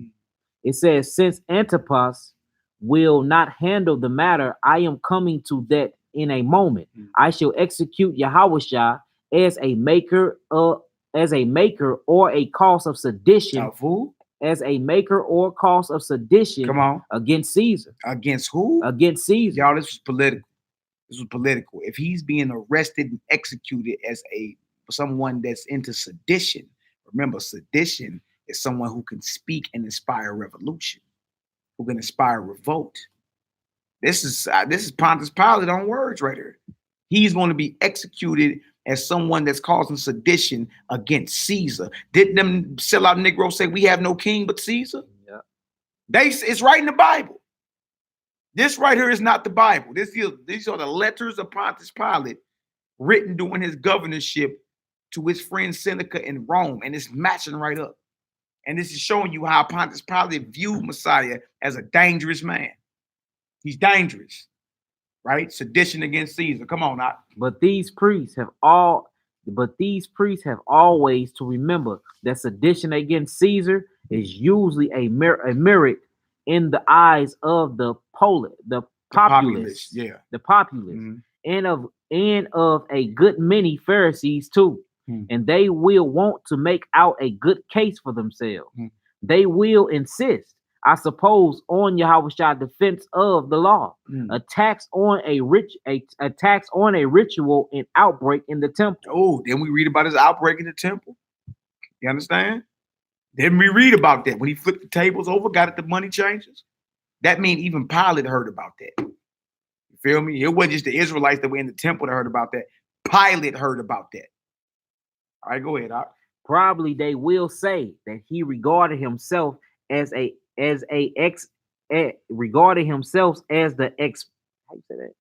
expected Messiah, of which there is no evidence.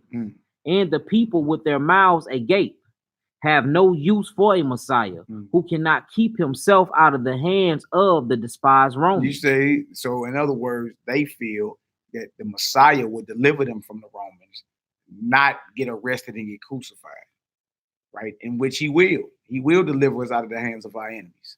That's the end game, though. You see what I'm saying? You first had to be taught how to conquer your carnal, fleshly nature. All right, go ahead. It says, that is not the kind of deliverer the Jews want anymore than his own followers. I have not seen the man myself, though I shall do so presently. I gave orders from him to be taken to Antipas, as I said I would, with the polite statement that is the disturber of the peace of the Galileans. Disturber of the peace of Galilee. Right? They saying he disturbs the peace. This gospel he teaching, it goes against the status quo.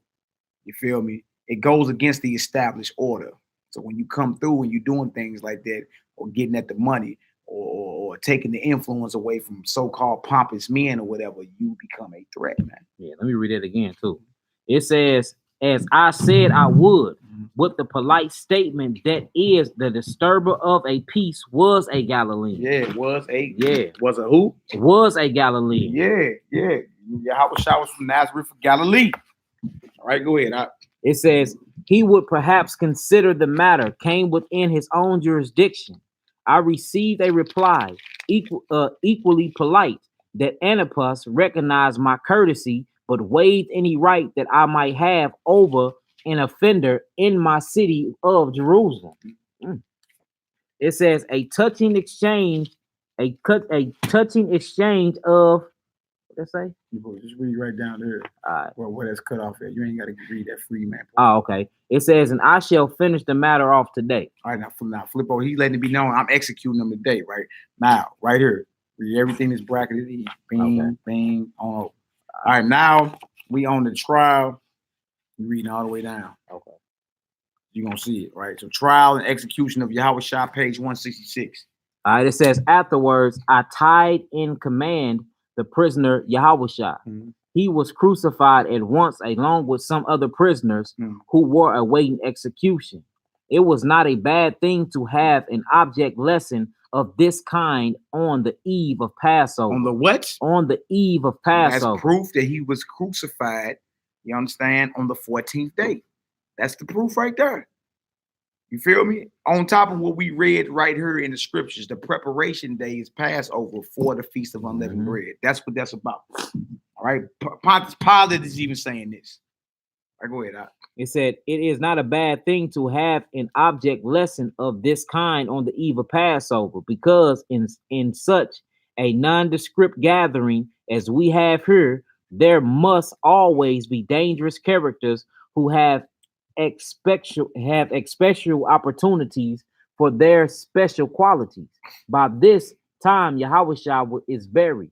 It is their custom to bury an executed offender the same day, and besides, the Sabbath begins at sunset. That's it. You see, Uh-huh. the Sabbath begins when? At sunset. So for y'all be talking about the Sabbath don't start in the evening, but during the daylight hours. Even Pontius Pilate knew that. A Roman.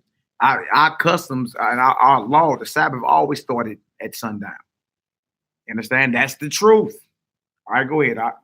Has indeed already begun. The Sanhedrin asks permission to bury the body this afternoon.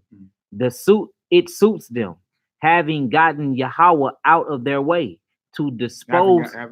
Having gotten Yahweh Shah out of their way to dispose of the whole matter before the Passover begins, and so to damp down the decision which might arise, especially after the inscription that I ordered to be attached to the prisoner. What was the inscription? Yahweh Shah, King of the Jews. And it was written in Hebrew, Greek, and in Latin. Yeah. We read that. Did we read that? Pontius Pilate, what he's writing is lining right up with scripture. You're just seeing from his perspective and hearing from his mind the character and how he perceived the Messiah. Called him, I'm gonna execute him as committing sedition against Caesar. And someone that's in the sedition is someone that can speak and ignite the minds of the people to unite. Yeah. They did conquer themselves and then conquer their enemies. Conquer their that lower self, that sin nature, that carnal flesh, and then conquer who? Your enemy. And they were afraid of that. All right, go ahead. It says, Passover decision inscription. It says, about which more presently the trial was short, but in due form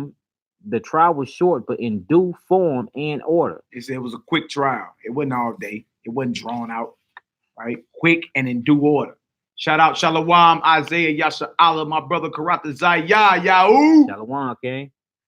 Come on, now let's get it. It says Yahushua was accused of disturbing the peace. He was accused of what? Disturbing the peace. Yahushua was accused of disturbing the peace. Y'all see that? Sedition, rebel, revolutionary, sedition against Caesar, a disturber of the peace. They even called him a malefactor, didn't they? A criminal. Yeah, come on. Stirring up disaffection and claiming to be the king of the Jews. There was evidence both from our side and from that of the Jews, both from Galilee and from this city.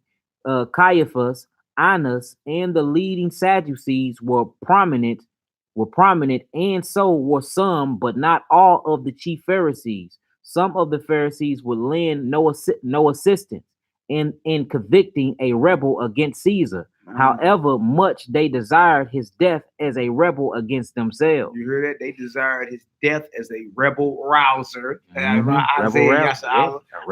rouser against themselves. Ain't that deep? Rebel rouser. Rebel rouser. Well, the Messiah was a rebel rouser. That's deep. The Messiah was a revolutionary. That's deep. The Messiah was a troublemaker, according to those that had him locked up and arrested. I let you know we dealing with straight Pharisees. Yeah, rebel rousers. We dealing with straight Pharisees. What? Well, he was arrested for being a rebel, going against the established order that was out of order anyway. All right, go ahead. All right, it says, however, that did not help him. The priests had much to say of his attacks on their religion, but I cut them short of that. They cannot have it both ways. He's like, look, if it's about y'all own religious affairs, y'all deal with that. You understand? Go ahead. It says, if we are not allowed to interfere in their religion, they cannot appeal to us when their observations are attacked. As soon as the offense becomes how you say that? Political. As soon as the offense becomes political. He's like, look, if it's a religious thing, y'all do y'all thing. But as soon as it becomes political, The name of the class is the political assassination of the revolutionary Messiah. Ooh, it's a dagger right here, boy. Come on, I'll read that Look, again. hey, check this out. It says, let me read that on this last sentence. Wake up real quick. Y'all good, bro. It says they cannot have it both ways. Mm. If we are not allowed to interfere in their religion, they cannot appeal to us when their observation or attacked. Observances. I mean, when our observances or attacked. Right. As soon as the offense becomes political, Mhm. directly or indirectly, Mhm. then we take note of it. Oh, wait. Mhm. So in other words, so the fact that Pilate was even involved shows it was political. Yeah. The Romans didn't even deal with it if it was religious. But as soon as it becomes political, we take note of it. Yeah. Come on, now. It says they may squabble about Yahweh like the Egyptian about Isis till they burst. But when a man brawls in the temple, intends to provoke the general explosion, the general explosion, and that concern us closely, the charge against Yahushua of disturbing the peace was proved to the hilt, and he could not deny it. So when he flipped them tables and got at that money changer, this whole thing became political. That put an X on his back. When he went in the temple and he what they call attacked the temple, and he walked about that deal and didn't get arrested. You dig? This whole thing became beyond political. The Romans had to get involved in. It was already political. It's just the higher authority or the Romans had to get involved because he attacked the temple. He got at the money changers, flipped over tables, ran the auction up out of there. That's when, guess what? An X was put on his back. The Romans had to get involved in. He's like, y'all can talk about Yahweh all day till you're blue in the face. But when that temple got attacked by him, it became political. Come on, let's get it. I'm reading all this down or jumping. Yeah. Go ahead, Okay. keep going. It says, I required of the prisoner, though Alexander, whether he admitted to more serious accusations, the Jews alleged that he regarded himself as a destined deliverer of the nation, which involves the end of both of their authorities and roles and ours. This would constitute a much more direct offense than that for which Antipas put John to death. They cited both the public utterances in which Yahushua had spoken of a new kingdom as being imminent. That stirred them. He talking about a new kingdom, a new temple, everything being imminent. These are Pontius Pilate words, y'all. Yeah, this is what they fear. As long as you under that Christian vibration, you not no threat. You just playing church. But as soon as you identify with the character of the revolutionary Messiah spoken of in this New Testament, you dig? And you take off the Christianity lens and read this from a Hebraic lens and understand the politics that were involved in it. Oh man, you get the understanding opens right up. Understand that it opens right up like, oh, wait. All right, go ahead. Shout out to my Ak Shebaniah Yehuda, fresh from Ashkelon, Israel. Shalom. Come on, let's get it. And also certain admissions about himself, which they said he had made to his own followers. This was, I suppose, the special evidence which Annas said that they intended to produce. I put the question to him. I asked him whether he considered himself to be the deliverer. So they say. He answered indicating the high priest and his neighbors with a crude gesture of contempt. I pointed out to him that he was accused also of representing himself as a king of the Jews. I asked him whether he considered himself to be that. He made the same answer. So you say. Oh, what we read in John 18?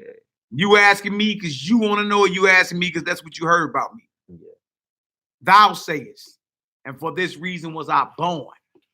Come on, Knock, let's get it. Meaning, I suppose that in neither case was there any in his own conduct or motives to support the accusation, but that he knew well enough that we meant in any case to fix the charge upon him. He realized that he was trapped and that there was no way of escape. But he was bold. Oh, But he he was what? But he was bold. Messiah wasn't all weak and jumping at his court or at his judgment. He wasn't all like, he was bold in the face of Pilate. He wasn't shivering in the face of Pilate, knees knocking like a naked newborn. He wasn't doing none of that. He was bold. Come on now. It says, but he was bold and resolute and definite And defiant. almost insolent. Oh, that he was bold and defiant. Oh, this is a whole nother picture we get of the Messiah, ain't it? What? Yeah. A whole nother picture. You talking about a bold man accused of sedition. But when you slow it down and actually read it, you get that out of the scripture. Yeah. You gotta slow down. Yeah. Come on now. It says, they are all alike. These Jews bitter, and they are yielding whether to us or to each other. Standing alone he might be, forsaken with the enemies on every side, who meant his death, with his own countrymen delivering him to the Roman executor. Facts. It says, but he was cool and determined, like the man who engineered and attempted on his life of a great Herod and suffered a great Herod and suffered the extremes of torture, sooner than yield an inch. A dangerous breed. It says, I condemned him to death. He say a dangerous breed. Yeah, called him that's a dangerous breed. A dangerous breed. You can't control it. Come on, Art. It says, I condemn him to death. I could, of course, do nothing else. All roads lead to that conclusion. Everything led to him condemning Yahushua, man. All roads led to it. He couldn't get out of it. All right, go ahead, Art. Alexander, who has a cool and detached way of regarding his countrymen, insists that this man, so far from posing as Messiah or king, like most of the mischief makers during the last 30 years, did all that he could to prevent the stupid people from fastening that part on him. Alexander thinks that there was nothing that Yahushua sought to avoid, so as this, knowing that if such in conception of him spread abroad, it would deliver him into the hands and be fatal into our hands. It would deliver him into our hands and be fatal to his campaign. A hopeless campaign, if any case. You see what Pilate saying? Yeah. He's saying his movement was hopeless. Go ahead, Art. Against the priesthood and its system. Alexander has talked to some of his followers and says that the preacher had unquestionably warned them often and in the severest terms that they were not to regard him or speak of him as deliverer whom all the Jews expect, and that it was only when he thought that the old conception of him had died away in Galilee that he decided to come up to Jerusalem. It may be, but I am sure that if he was not a dangerous rebel yesterday, go ahead, he would have been tomorrow. See, Pilate was like, look, if he wasn't dangerous yesterday, tomorrow he will be. You feel me? In other words, they understood that this man had the power to unite the nation. This man had the power to get our people to love one another and thus conquer their lower fleshly self and then eventually their enemies. He like somebody speaking like that is too. He like in the movie Malcolm X, that white man said that's too much power for one black man to have. Yeah, it did. So Pilate's just basically saying the same thing. If he was not a danger yesterday, tomorrow he will be. Yeah. All right, go ahead. It says for either he would have succeeded in his assault on the priesthood, or he would not. If he had not, how long would a man of his temperament, so passionate, headstrong, and bold, have abstained from making the appeal to the patriotic feelings of these Jews? He called the Messiah headstrong. What else he called him? He called him headstrong, bold, passionate. Headstrong, bold, and passionate. Then it said he will appeal to the patriotic, meaning he was nationalistic. What is a patriot? Somebody that fights for his nation. Yeah. You see? Go ahead. So Pilate's saying he had to be killed before he got headstrong. I mean, before this whole sense of patriotism gained steam. You know what I'm saying? He had to be put down before that. Go ahead. Feelings of these Jews, which always meet with a quick response, even when made by men of much less powerful character than his. It says, you remember Procilius and Alexandrus, the description of the saints in Galilee, and supposing that he had conveyably made headway against the priests and all the murmuring of the temple rituals, how long would it have been before he turned upon Caesar and the sacrifices to Caesar and to Rome? He said, you see how he attacked the temple? It just was a matter of time before he attacked Caesar and attacked Rome. It was just a matter of time. That's why he said if he was not a threat yesterday, tomorrow he will be. Somebody that powerful, eventually Caesar will get attacked. Rome will get attacked. The sacrifices to Caesar will be attacked. Yeah, revolutionary, man. That's what they fear, the rise of the Black Messiah, man. They fear that. J. Edgar Hoover told you there will never be another Black Messiah unless we give him to the people. Yeah. You see what I'm saying? This is what they fear. All right, go ahead. It says, would he have respected the coat of Divus Augustus? No. Do you suppose? No. But long before we had to consider that eventuality, we should have had to interfere with force between their contending Intervene. fictions. They say intervene or intervene. It says intervene. Yeah, we would have to intervene before he started attacking Rome and Caesar. You know what I'm saying? And disrespecting all the Roman gods or whatever. We had to intervene. You got to intervene before that. All right, go ahead. It says, why, as it is, they are almost in a state of suppressed civil war. Oh, you see? There was civil war amongst them. Remember, the Messiah said, if this was my kingdom, my servants would fight. I should not be delivered to the Jews. What Jews? The Sanhedrin. Messiah saying, look, if this was my kingdom, I wouldn't even got arrested. Go ahead. It says, ready to fly at each other's throat. Give them a bad governor, a governor even half as bad as they say that I am. And the feud between those who tolerate us and those who despise the tolerators will break into open war. This is an unfruitful soil. This is an unfruitful soil in all respects but one.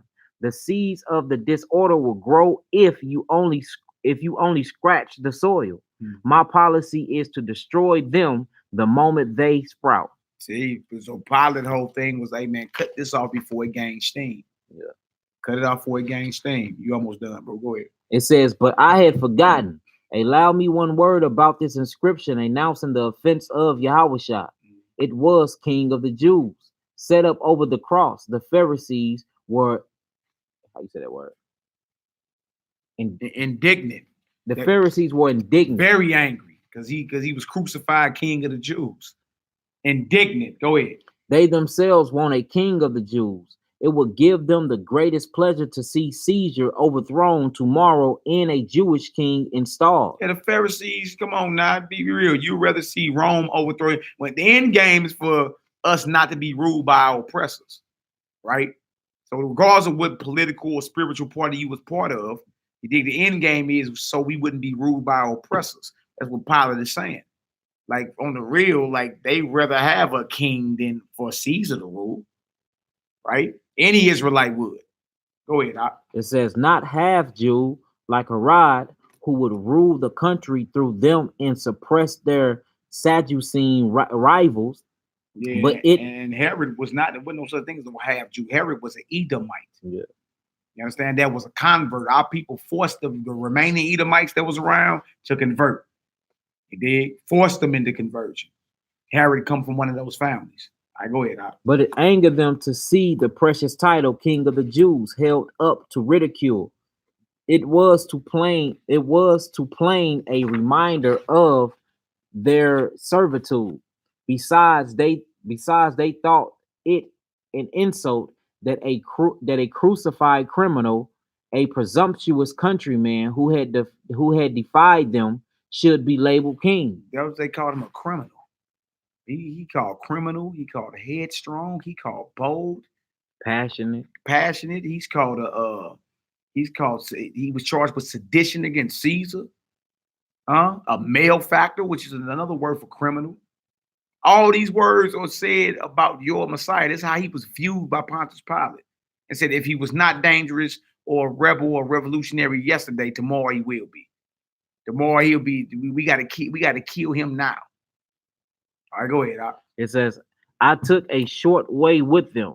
What I have written, said I, and bade them be gone.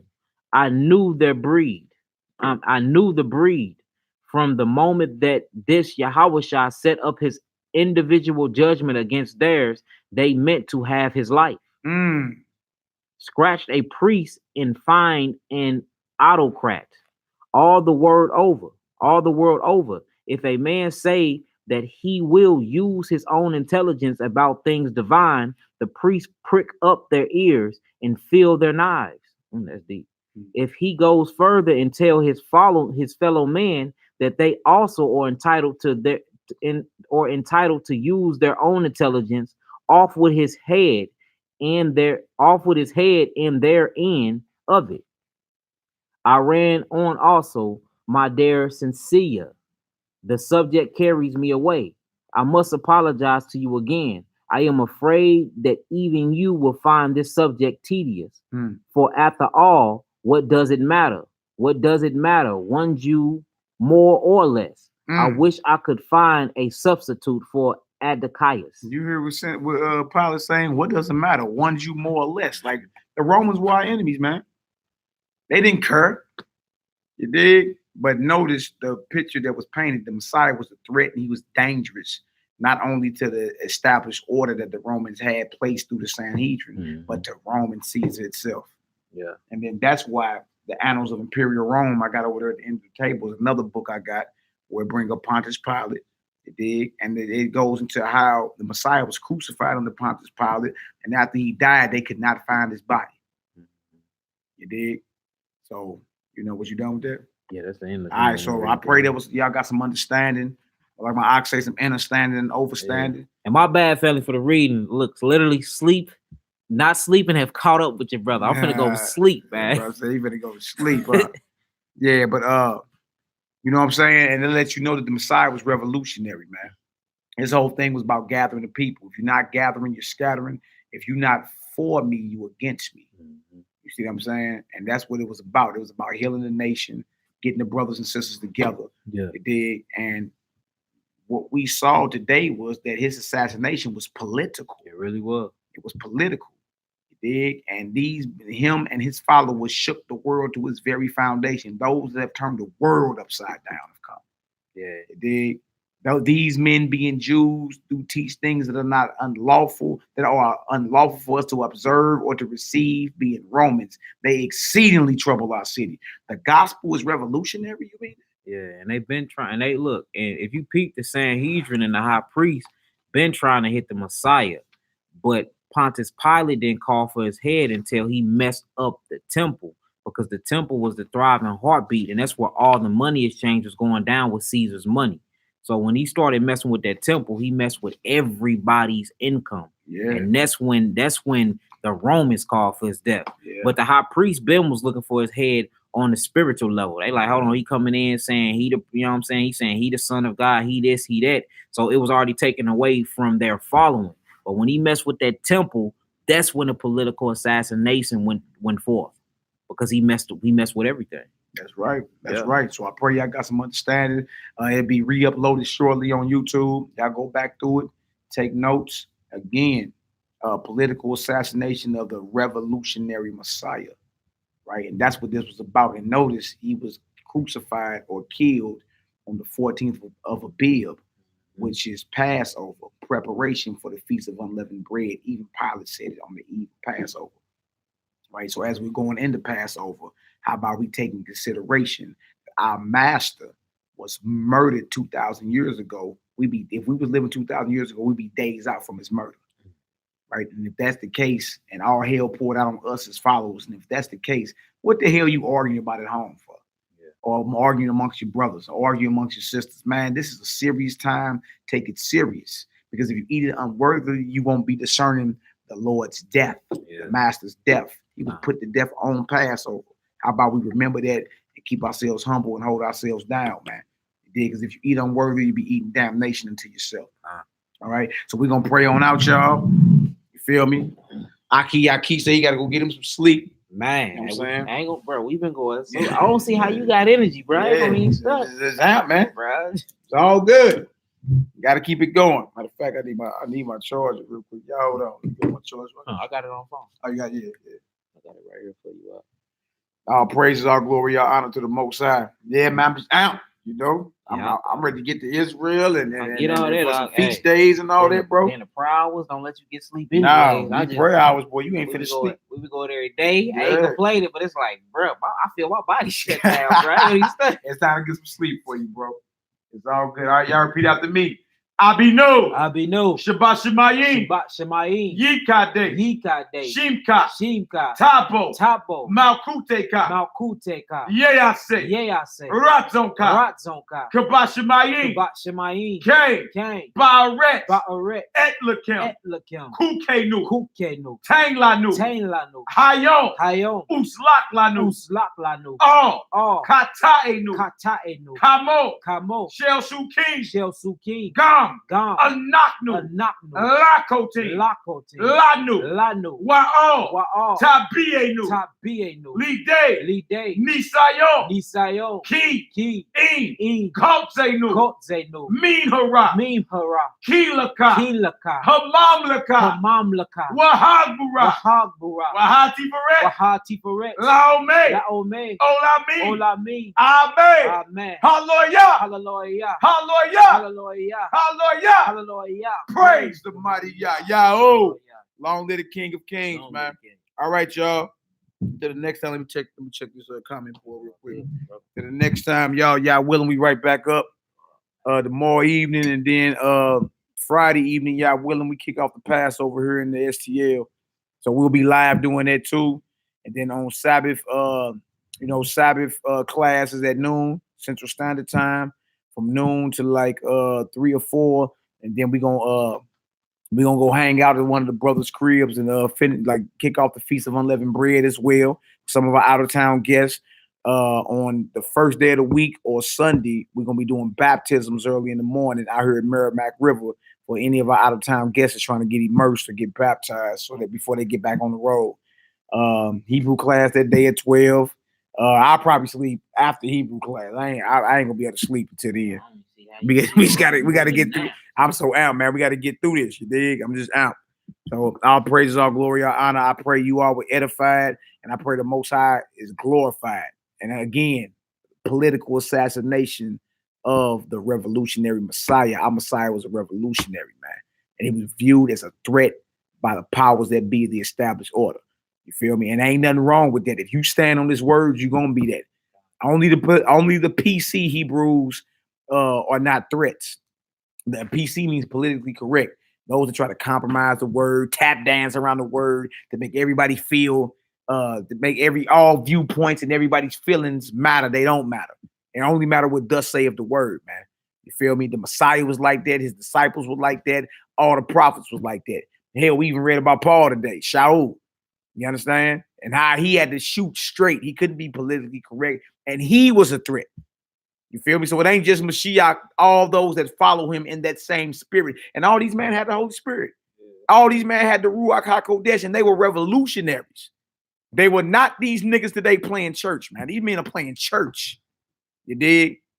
So that's how we know they don't have the set apart spirit. So until the next time, y'all, we love y'all for all y'all prayers and y'all support. Y'all support is how we keep this thing going around here, man. So all praises, all glory, all honor to the Most High, the only creator and possessor of all things. Long live his anointed son, the revolutionary Messiah in the hearts and minds of the faithful elect. Hey, strap up and back up, y'all. Yes, sir.